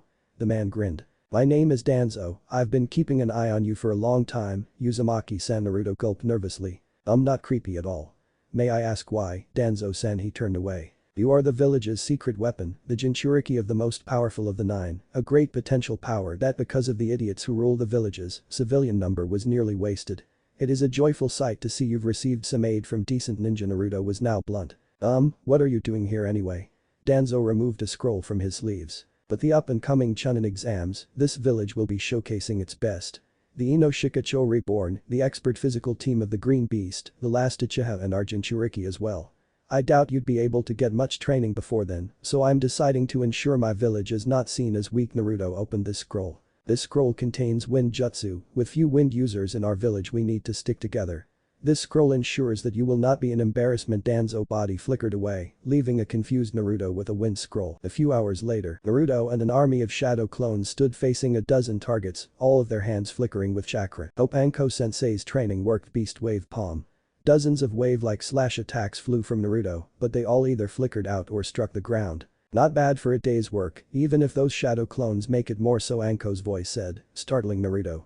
Turning around, he saw the trenchcoat nutcase nibbling on a dango stick in a tree. Hey, Anko-sensei. Anko grinned. So, I hear you're entering the Chunin exams, she chuckled before dropping down before him. Leaning in, she had a sadistic grin. Try not to die, she looked at him with a slightly more concerned look. I heard what happened with those two girls. Naruto looked down. It was in the Hokage's report. I need to know, when you were talking to them about taking them here, was that a ploy or real? Naruto frowned. I really wanted to bring them here. I know that Yuji-sama would have liked to have ninja like them. Just because they were enemies doesn't mean that couldn't have changed. Anko smiled sadly. I really hate to bring this up, but it might have been better that they didn't come. Naruto looked ready to protest, but Anko silenced him. Not dead, I mean, but the fact is, both of them had bloodlines Konoha didn't have. You'd bet your whisker marks that the civilians would have wanted them bred into a clan. Naruto's eyes shot wide open. Even the Shinobi Council probably would have agreed. Would it better that they be free, not dead, I may comment, or on their backs being raped into baby factories? Your reasons may be pure, but there are plenty of the unpure in this village. Anko began to walk away, before turning her head to the boys. Never let your purity go, Naruto-kun. For without it, you're not you. She left, and Naruto dispelled his clones, stumbling a little from the mind ache. Before, it appears you have friends in high places, Danzo said, startling Naruto out of his skin. Where did he come from? How do you do that? Danzo ignored him. Your progress is impressive. I wasn't expecting you'd get to that in a week, but here in a day you're already tuning the chakra, though I recommend holding your arm more like a karate chop. Though your chakra control could use practice. He turned away. I recommend, should your control lack improvement, I'd ask your classmate for advice. Naruto had a confused look. Ooh, Shikamaru, Shino, Ino. The Hyuga. Naruto blinked in confusion. Hinata. Danzo grinned. Yes, the young Hyuga will return from a training trip in 1 week, and as that is done, ask her for help. If you do so, your ability will improve 100-fold. Danzo vanished again, but Naruto failed to see the evil grin on his face. Meanwhile, the forests of the Land of Lightning, Yujito's pav. Run, have to run. A purple blur rushed through the trees, rushing just as a dozen gray blurs pursued her. You cannot escape. A kunai storm flew through the trees, dodged with the barest of cat-like grace. A long tail of blonde hair flickered through the trees. By the order of the Yondaime Reikage, Momfen, translated, Demon Stabber, you are to be destroyed, demon. Another Anbu yelled out before a dozen wind balls flew at her, barely dodged. Damn, the girl's face flashed in fury. That Ma guy assassinated the Sandium just hours earlier and claimed it to be Killer Bee's doing. That had burst forth nothing but chaos. A couple of ninja, including A, who was supposed to be the Yondaime, and Derry, knew that it was Ma who killed the Sandium Reikage. Of course, because A was B's brother, his argument wouldn't help. In the chaos, she had been separated from them and was now running for her life. Dodging a storm of kunai, she jumped through the trees, straight into a clearing, before a giant canyon. Damn, she glared back towards the edge of the cliff as the Anbu surrounded her. Prepare to die, Demon Yujito closed her eyes as a blue flame-like chakra surrounded her and one flaming tail emerged from her back. Don't mess with me. She yelled as another pair of eyes noticed the scene and smiled. Another like me. Anko's lair, Anko's pav. This man, describe him. Anko ordered her minion, having returned from Naruto watching duty and sending Haku out in her place. Mei nodded vigorously. The person was male, obviously, black hair, and he had an X-shaped scar on his chin. His eyes seemed to be scrunched up permanently, or at least the one eye not bandaged anyway, and he wore black and white robes, sort of like Hokage-sama's. He walked with a cane, and he had an odd scent of trees and caves. Anko shook her head. Danzo-san again, he's an old elder who was once a war hawk and a fierce opponent of the Hokage. Long ago, he had a secret organization of specialized Anbu who specialized in unsightly methods of ensuring Konoha's supremacy, known as Root. In fact, this lair was once a Root lair. It was dissolved several years ago, though rumors of it still float in once in a while, but mainly in the Konoha Inquirer, which I doubt is legit. She handed Mei the last edition to comment further, to Mei's ire. But that Tsume's secret love of cats, exposed Shinobi's secret drug tunnels, the Akamichi with anorexia, Fox reborn, Kyuubi chakra-sided Hyuga, powerful clan, or perverted clan. It's a load of bull. Well, maybe not the last one, but you get the point. Danzo isn't exactly the kind of guy I'd like to see around Naruto-kun. He's a shinobi who may have more skeletons in his closet than an entire war would leave. So, should I go out and deal with him? Mei inquired. Anko shook her head. He's a paranoid bastard, and despite being the Hokage's age he's still fit. Just the other day he fought a legion of rookie Anbu and won. We're talking about a cage-level shinobi here. If the old man pushes up daisies, and should the two loyal Sannin not be in the area he'd easily take over. A mixed blessing marrows an eyebrow. Mixed. He'd be willing to pull the darker moves against his own civilians than Hiruzen-sama really prefers. He'd be willing to take out the daimyo and risk civil war, something Hiruzen-sama wouldn't dare. Not that the Sandium's a coward, he just can't see any good coming of it. Even he knows that one or two stranglehold moves against Naruto-kun isn't worth an entire civil war and easily the fourth shinobi world war. However, he'd change education to a point of equal carnage to the bloody mist May gulped. Hence, why they put Naruto's father to the Yondium job and not one, somewhat more decent, one-eye weirdo. Anko laughed nervously at the somewhat similarity between Haddock and Danzo. May chuckled. You know, now that you mention it, if that Danzo guy has a Sharingan in that eye of his, I might think he was Kakashi's father. Meanwhile, Root HQ, Danzo's POV. Danzo reached for his hidden Sharingan eye, the eye of one Shishui Uchiha, nervously. I feel insulted. Like someone just looked at a pile of trash and called it family, he coughed before turning to a large map of the nations of the ninja world and took a note of Suna before recalling his route report of a Jinchuriki from here being of unusual skill level for his age and bloodthirsty and unstable. Perhaps the Sandium's lovey-dovey view of things had at least one use, keeping Jinchuriki content and not psychotic. I do believe I should warn him about that one. The canyon after a great and bloody carnage, Yujito's POV. The canyon side, once a scenic forest edged by a natural expanse of canyon rock, was now filled with burn marks, pools of blood, giant fist holes from unholy levels of physical strength, and many dead Kumo Anbu. All this by the two girls, Yujito and the new one. The new girl had green hair framing her face. The hair was held by an orange clip. She had pupil-less orange eyes and tan skin. She was dressed in a white top and shorts, with fishnet coverings areas right outside the white clothing. She didn't have any sort of heiati on. Thanks, Yujito panted. The girl shrugged. Well, can't leave one of my brethren to the mercy of humans, can I? Yujito gave her an odd look. You're human. I think the girl humped. My village taught me that I wasn't. Fu, by the way. Yujito nodded. Yujito, nah. Yujito wait Fu.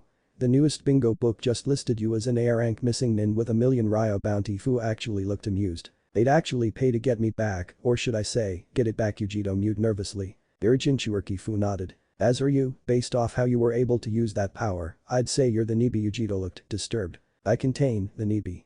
No, Jinchuriki is the beast inside of them. Why are you so obsessed over you being the beast? Nanabi? I believe. Fu moved a hair bang out of her eye. Yeah, that's me. Yujito appeared distressed. You're the container, not the giant bug. Last I checked, you don't have an exoskeleton. She poked Fu in the arm. Ow. Nope, no exoskeleton. Fu huffed. Well, may I ask why you're being chased? For a supposed human they hunted you down. Yujito looked off into the setting sun behind them as she felt a memory. Flashback no jutsu. A younger Yujito, of perhaps the age of 6, was sitting in the lap of a large man with freakishly hard biceps, dark skin and blonde hair, oddly enough. He had 2 giant golden bands on his arms, going from his wrists to his elbows, and a large belt. Yujito was crying, and the huge man appeared to be trying to comfort her in his own way. Tell me who was mean to you, so I can rip them apart with my iron claws.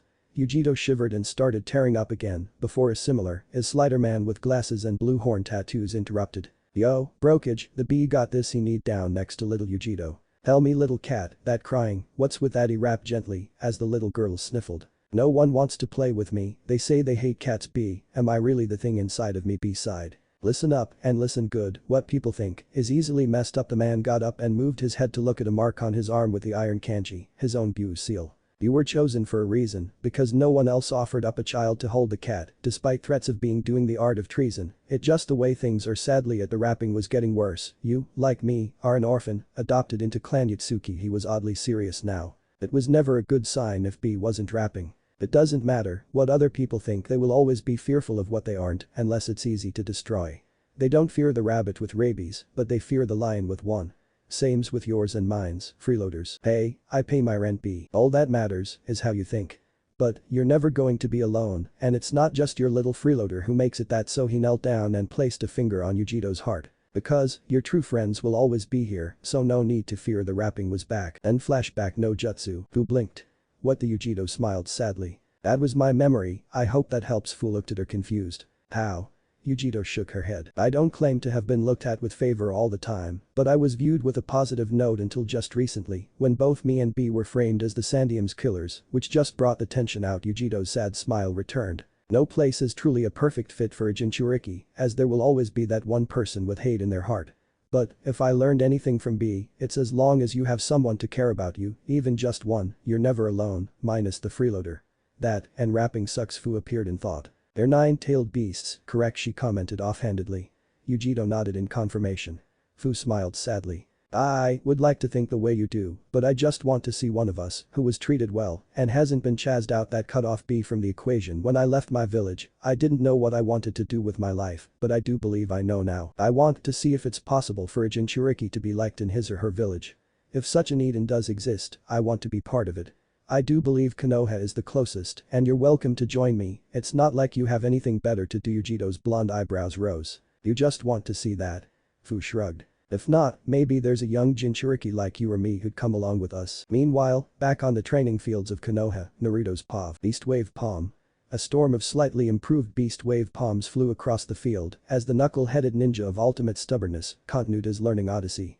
Naruto had a panting grin afterwards. Finally, it's getting just a little better. Story begin. A week later, Naruto's POV, Beast Wave Palm. Naruto focused all of his limited chakra control related abilities into his hand and sent a blast of wind like a tossed blade straight into a tree. The tree was struck with precision and exploded.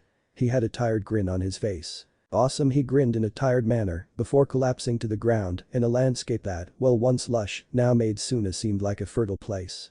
Chuckling, Anko's shadow traveled down below to where Naruto was. Not bad, Naruto-kun, not bad at all. She hoisted the boy over her shoulder. Ah, but if only I had that little Hyuga on me, then I'd give you a proper reward for getting that to work. She shadow traveled the boy back to his apartment, seeing as she was still trying to figure out how to fix that little air issue in her current lair without compromising security. Niji's POV. Just as two black-haired guys with giant eyebrows and green jumpsuits that should be illegal in most civilized societies, a guy with long brown hair who probably could pass as a female, and a girl in a pink tank top whose hair resembled pork buns. What unyouthful force destroyed this land? Guy-sensei, this sacred spot of training is in grave peril. The larger of the two suit beings shook his head. No, Lee-kun, I believe that this isn't an act of grave unyouthfulness, but the exact opposite. He grinned, showing off unusually sparkling teeth and giving a thumbs up. It shows that someone's flames of youth burns brighter than ours. Lee-kun, we must match them spark for spark and dig a great chasm of youth. The sane members of the team appear to be paling. And if we can't, I shall commit 20 D-rank missions using only my feet. The two appeared to be crying in joy. Lee-kun, I-sensei. They hugged as a giant sunset burst forth behind them, spewing huge waves that actually appeared to be making a depression in the earth. The sane ones looked like they just saw Akamichi in a string bikini or speedo, depending on the gender. Crap, it's affecting the world in real life. What fiend would cause such a tragedy? I will kill him. Eventually, the repair crews for the training areas filed several complaints about the destroyed area and the giant chasm, along with the odd smell of sea salt. Entrance to Konoha, Dark Alley, Danzo's POV. I just need to check in with my sister first about Akamaru's tick medication, and I'll meet you guys later. A boy in a gray jacket with fur linings, with a small white puppy in his jacket, waved his team goodbye as he dashed through the dark alleyway before finding Danzo in his way. Hey, move it, you're old. Thud. Smacking Kiba in the head with his cane, the dog boy collapsed to the ground, as well as Akamaru, both lacking any form of consciousness, as he took out a little pamphlet, the Ichiraku menu. Let's see, how much should I leave him with? The Inuzuka didn't keep bank accounts on account on their inherent and illogical distrust for bankers, and they didn't keep their money at home due to their dogs. Instead, they always had it on them. Picking Kiba over, he reached into his pocket, took all but a small portion of his current finances, and retreated. Kiba grumbled conscious as he left. What happened? He reached for his pocket to find it much lighter. What the hell? Where's all my money? Akamaru whined sadly. He groaned. Kurenai-sensei's going to kill me. They had planned to pool all their cash together to go and eat out somewhere. Now, because he'd been robbed, the only place that he could afford to eat at now was at Ichiraku Ramen. Land of beaches, killer bees. POV. Where the hell are we? The loud A, who looked like a slightly younger version of the Sandium, hollered at his adopted brother, who grinned. They were on a pure white beach of fine sands, bordered by the bluest waves one has ever seen. Dozens of fit young men and women lounged around sunbathing in the warmth. Well, seeing as you didn't allow us to hide in the lands of broccoli, nerds, coral or poetry, the last one was a little too obvious. I decided that the beach was the next best thing, don't you know, tree? Aside. That wasn't even a word. And frankly, we stand out here. Our muscular bodies are just odd compared to most of their svelte ones, and where the hell is Derry? B grinned sheepishly. They're handling some delicate negotiations for amnesty in a neighboring nation. politics were never our strong point, so I thought we'd just wait here until then. A sighed, though happy for the lack of rapping. Which country, dare I ask? Why, the land of nude beaches, ain't that peaches? B. Akatsuki lair, Madara's POV. Expect to see a few differences here. The masked man from earlier stood on top a finger of the great Jitome's statue, container of Buu spirits in theory. Around him were his 8 loyal minions. He used to have 9 when Orochimaru was still around, but sometimes you lose such valuable things. Zetsu, his head spy, the black and white plant. His own creation and the centerpiece of his plan to destroy the way of the ninja world. The Gado, or Pain as his name goes by now, the undisputed master of Omegakure no Sato, master of the purple-ringed Rinnegan eyes, and he of the fiery orange hair. Sasori, master of puppets, the red-haired creator of Red Sands, in his Haruko puppet, the hunched-back thing being his body in this meeting. Madara, the blonde-haired mad bomber of Iwa, a ninja whose unpredictability was a great asset to the Akatsuki's operations. Hisam, the monster of the hidden mist, the blue-scaled wielder of the demonic sword, Samahita, and possessing chakra levels almost at the levels of the three-tailed turtle. Itachi, Sasuke's older brother, he who single-handedly all but sent the Uchiha to the extinct list of families in Kekkei Genkai. Haiden, the vulgar silver-haired master of swears and the immortal member of Akatsuki, he who couldn't die by being stabbed, slashed, or by really any known method. Last but not least there was Haiden's partner, Kakuzu, the man who was filled with tendrils from his earth grudge Firujutsu, he whose eyes sort of resembled Fu's. Greetings, my loyal subjects. The hour of victory will soon be upon us. You all know your assignments. They nodded. I have already sent an agent into the exams in Konoha. Nagato said the word venomously to defeat the Jinchuriki. She has instructions to extract the container once this occurs. My agents are preparing an operation on the Ichibi's container once their idiotic little invasion fails, Sasori commented roughly. And Iwa's Jinchuriki are having political fallout from that Kumo nonsense. Turmoil. I will be glad to take advantage of. Dadara chuckled. Sir, I have traced the Sanbi down as you requested. Zetsu reported Kisame should be able to deal with the creature easily. Humph, of course I'll crack the turtle's shell easily. Though dragging the damn thing back will be a chore. You'd better be ready to help, Zetsu the plant shrugged. Sure, well, the hell with those Kumo monstrosities. The cow bastard and the cat bitch both skedaddled to Jashin knows where. I'd be lucky to fuck the fucking daimyo's fucking bitch. Ignoring his swear train, I also comment that the Nanabi is also missing. My great niece appears to be craftier than I expected. Kakuzu chuckled, though at least she'd stand out more, with her green hair and all, and my family's eyes, not mysterious power cannon. Fu is not related to Kakuzu there. Itachi, you are to be on standby should one of the searchers require aid in defeating the targets. After all, he could attack the boy directly and risk his little vampirous bodyguard. Yes, Madara knew about such creatures, having encountered them in the past. He knew the signs that the boy had a bond with one, even if he didn't know it yet. Better let a disposable pawn deal with him and not himself. After all, if Nagato's agent gets killed, at least he could grasp the boy's power level. Those civilians haven't changed in all these years, always arrogant. Definitely more these days, but that was beside the point. Well, he said taking the boy would be an elongated affair. They never said he wouldn't be able to use the boy's power to usher in the new age of humanity, with him as the eternal emperor. The fools would be at his mercy and beheaded, and his precious Uchiha would be all his, to help repopulate with the master race. Those who bear the Sharingan will become his heirs and viceroys. After all, one can't rule the entire world all on his own. The very thought would drive one mad. Ichiraku's, Naruto's POV. It is often believed that the idea of relying on a limited market is a dangerous and futile business move. Normally this is true. However, the Ichiraku family is one exception, seeing as they have the eternal attention of one major ramen enthusiast, a single boy whose eating habits pay for his entire family's basic electric, water and poll tax funds, the very reason he was able to afford having 2 cats, a dog and an old ostrich. At another round coming Jiji. One exited. Naruto said as serving after serving of ramen was sent his way, before he heard the noises of 4 additional people coming his way. Begin. Ichiraku's Ramen Bar, aka Naruto's 5 million star rated premiere, single and only eatery that the fine chefs of the land of snobby chefs wished to kill, Naruto's POV. At the ramen bench were now 4 new people, his old classmates, Kiba and his dog Akamaru, who looked really down for the dumps for some reason, a visibly annoyed trench coat wearing boy with odd shades by the name of Aburam Shino, a petite girl with lavender hair and pale eyes in a really overly thick jacket named Hinata Hyuga, and their sensei, a woman with odd red ripple eyes and clothing that looked like a lot of folded napkins named Yuhi Kurenai. All but Hinata and the dog seemed to want to kill Kiba. Hey, I was mugged. He whined. Shino stared at him. And you're just too lazy to ask to borrow money from your mother. No, she'd kill me. And why the hell won't you give me any?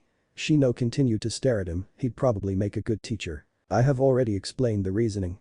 None of us have funds that will allow you to borrow our own to a point we will not avoid this situation. It is illogical there, sensei sighed dramatically. Honestly, ever think of a bank account instead of your pockets, Kiba-san? Kiba's eyes were wide. No. Bankers are evil, evil I say. The group sighed. And Naruto-kun?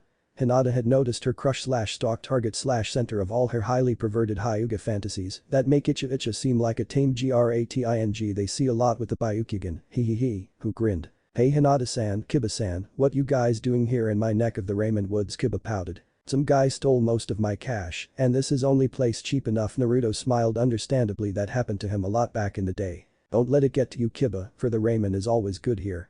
He downed another bowl. A sweat drop formed on Shino. How can you eat that much and not become obese? The old man Tucci chuckled. The kid's got an amazing metabolism, not to mention he's been training like a nutcase for the upcoming Chunin exams. Hinata smiled. You're entering too? He nodded. You bet he remembered what the old cripple had said. Hey, do you think I can train with you guys? I've got a few jutsu I want to try to get a hand on before then. Hinata blushed, while Kurenai smiled sadly. Hey, you have your own sensei, Kiba began before Kurenai rose a hand to silence him. Naruto sighed. It appears at least she understood the whole his sensei is a useless and now ballless bastard who won't teach him anything. Sure, we'll be glad to help, as long as you invite me, Anko's voice said from behind him, startling the hell out of the younger ninja. Anko's paw, beep. Squealed her secret weapon to ensuring she'd have her destined mate for all of time. Anko-san. Kurenai yelled at her old friend, don't do that. Anko chuckled. What? I'd hate to see the kid's potential wasted, so why not to mention, help get Hinata into a position for her to obtain her services. Hopefully involving her being alive at the end of it when she turns her. Later in the lair, is it as I feared? Anko demanded of her two minions, who nodded grimly. Yes, that Danzo fellow you ask us to look into is planning something with Hinata-chan, and Naruto-kun. Haku began. Most likely involving murder and emotion destruction. Mei interrupted. Anko frowned. Charming. Anko-sama, I recommend immediately turning Hinata-chan and abducting Naruto-kun. Haku began before Anko rose her hand to signal her to be silent. Hinata-chan is still a member of the Hyuga clan and a heiress no less. Such a move will set a giant wave of chaos across Konoha, and Naruto-kun will be caught in the crossfire from pure spite. So what, we just let her die or something? Mei cried. Anko had a grin on her face. No, instead we're going to bore a new plan. I just hope it doesn't die in my face. Yamanaka head household, bedroom, 11 o'clock p.m, Anko's pav once more. In a much too sheer one-piece sleepwear for her age, one long-haired blonde who sort of appeared anorexic slumbered, her dreams most likely filled with Sasuke-kun. One Yamanaka Ino, the most powerful of the Sasuke fangirls, which is not saying much. The heir of the Yamanaka clan, the girl, while nowhere near as bad as a certain violent pink floodplain female, was still far from being nice to Naruto over the years. However, perhaps that could be changed. The foolish little girl, despite taking part in a few missions so far, still hadn't remembered to lock her windows. Thus, allowing for one vampirist to enter her room with a grin. Now then, you're coming with me, she grinned before shadow traveling the girl away after biting her neck. About an hour later, the lair, Ino's pav. Erg, my head hurts, I can barely breathe. Ino groaned to herself as she blinked her eyes open to find herself in an odd room with oddly cool red curtains, a desk, a coffin. She blinked. What the? She forced herself up and backed up a few feet before realizing her chest felt heavier than it was supposed to. She then blinked when she realized she was a lot taller and top-heavy than she was supposed to be. Her skirt barely hid the important parts of her body, squeezed her figure like hell, and her top wasn't much better. A little girl like you really shouldn't be wearing such slutty clothing. Honestly, what's the point to it, a voice said, spooking the hell out of the girl. Who the hell are you? A tall but elegant figure with purplish black hair appeared, virtually out of the shadows. What the hell did you do to me? Ino demanded. The woman smirked. I am needing your aid, so I decided to draft you into my now 4-girl-strong vampire army. She stopped as Ino tried to punch her in the face. With a yawn, the woman flicked her in the head and sent her flying into the wall where she collapsed to the ground. Ow. Okay, here's the thing, you have to do everything I say, not that you have any choice. For example, place your foot behind your head. Ino did out, amazingly. Ouch, you bitch. But it hurt a lot. Anko huffed with dry humor. Be glad I didn't tell you to service your mistress or something like that. Ino gulped. While Anko hadn't actually done anything of the manner like that with Mayor Haku, it was a good threat for little blonde brats. Now, here's the big deal, not only are you not to reveal in any way, shape or form, or even hint at what I'm doing, she ordered, you are to aid me in monitoring my next target, Hyuga Hinata. You're after Hinata-san too. Silence. It was quiet. Unlike you, she has to be changed gradually. The Hyuga will be in an uproar if I just kidnap her, so instead she will have to be turned over a longer period of time. The change will be so gradual that until it is completed, not even the best Hyuga could tell what happened to her. I need someone who can monitor her mental health in case it goes wrong, which it carries a 20% likelihood of if my race's histories are accurate, where I will instead have to retrieve her, and damn the consequences. Ino was now itching to yell at her. Perhaps you have a comment. What sort of insane lesbian coven? Anko rose her hand for silence. Oh no, at the worst it will be bi, because I have a male destined mate, as well as your own destined mate, seeing as you're not dead, instead of just undead. Ino's eyes were sparkling. Uzumaki Naruto, she lost the sparkle. What? The dope, why not Sasuke-kun? Anko grabbed the girl's ear. Ow. If you survive becoming my vampiric minion for all eternity, it is obvious you are compatible with Naruto-kun.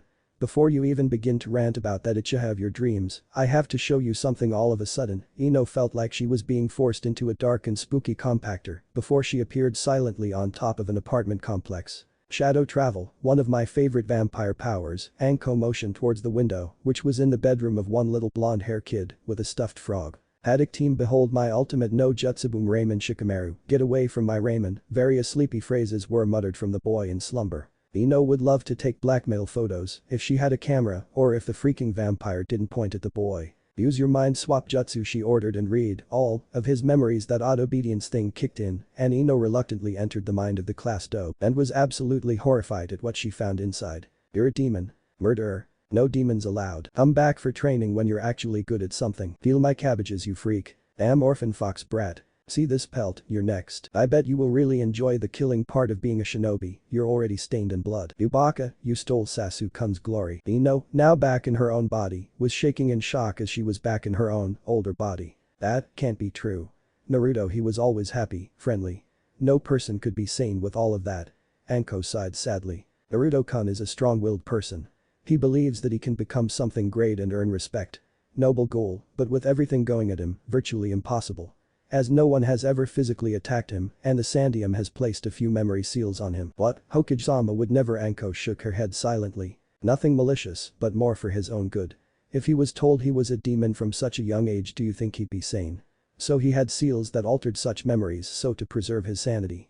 They faded once he learned about it himself, and the Sandium deactivated them, but now he was mature enough to not be harmed. The Hokage tries hard to help him, but what he can do is limited. Ino appeared in thought, before smiling sadly. Not that I have any choice in the matter, but can I try to help him too? I really should be training too. Anko chuckled. Well, just let me teach you how to hinge back to your younger self, and I'll convince Asuma-san and Kurenai-san to allow you to train with us. I have one of my other assistants, Haku-chan's, waiting in your room, which I will shadow travel you to explain a few more things. I need to begin Hinata-chan's conversion. What if Naruto has Vampire Heritage Council bashing? Thanks for watching my video till the end. If you enjoy this content, then do consider subscribing to my channel and leave a like if you guys need the next part. Comment down, and thanks for watching the video and see you guys in the next video.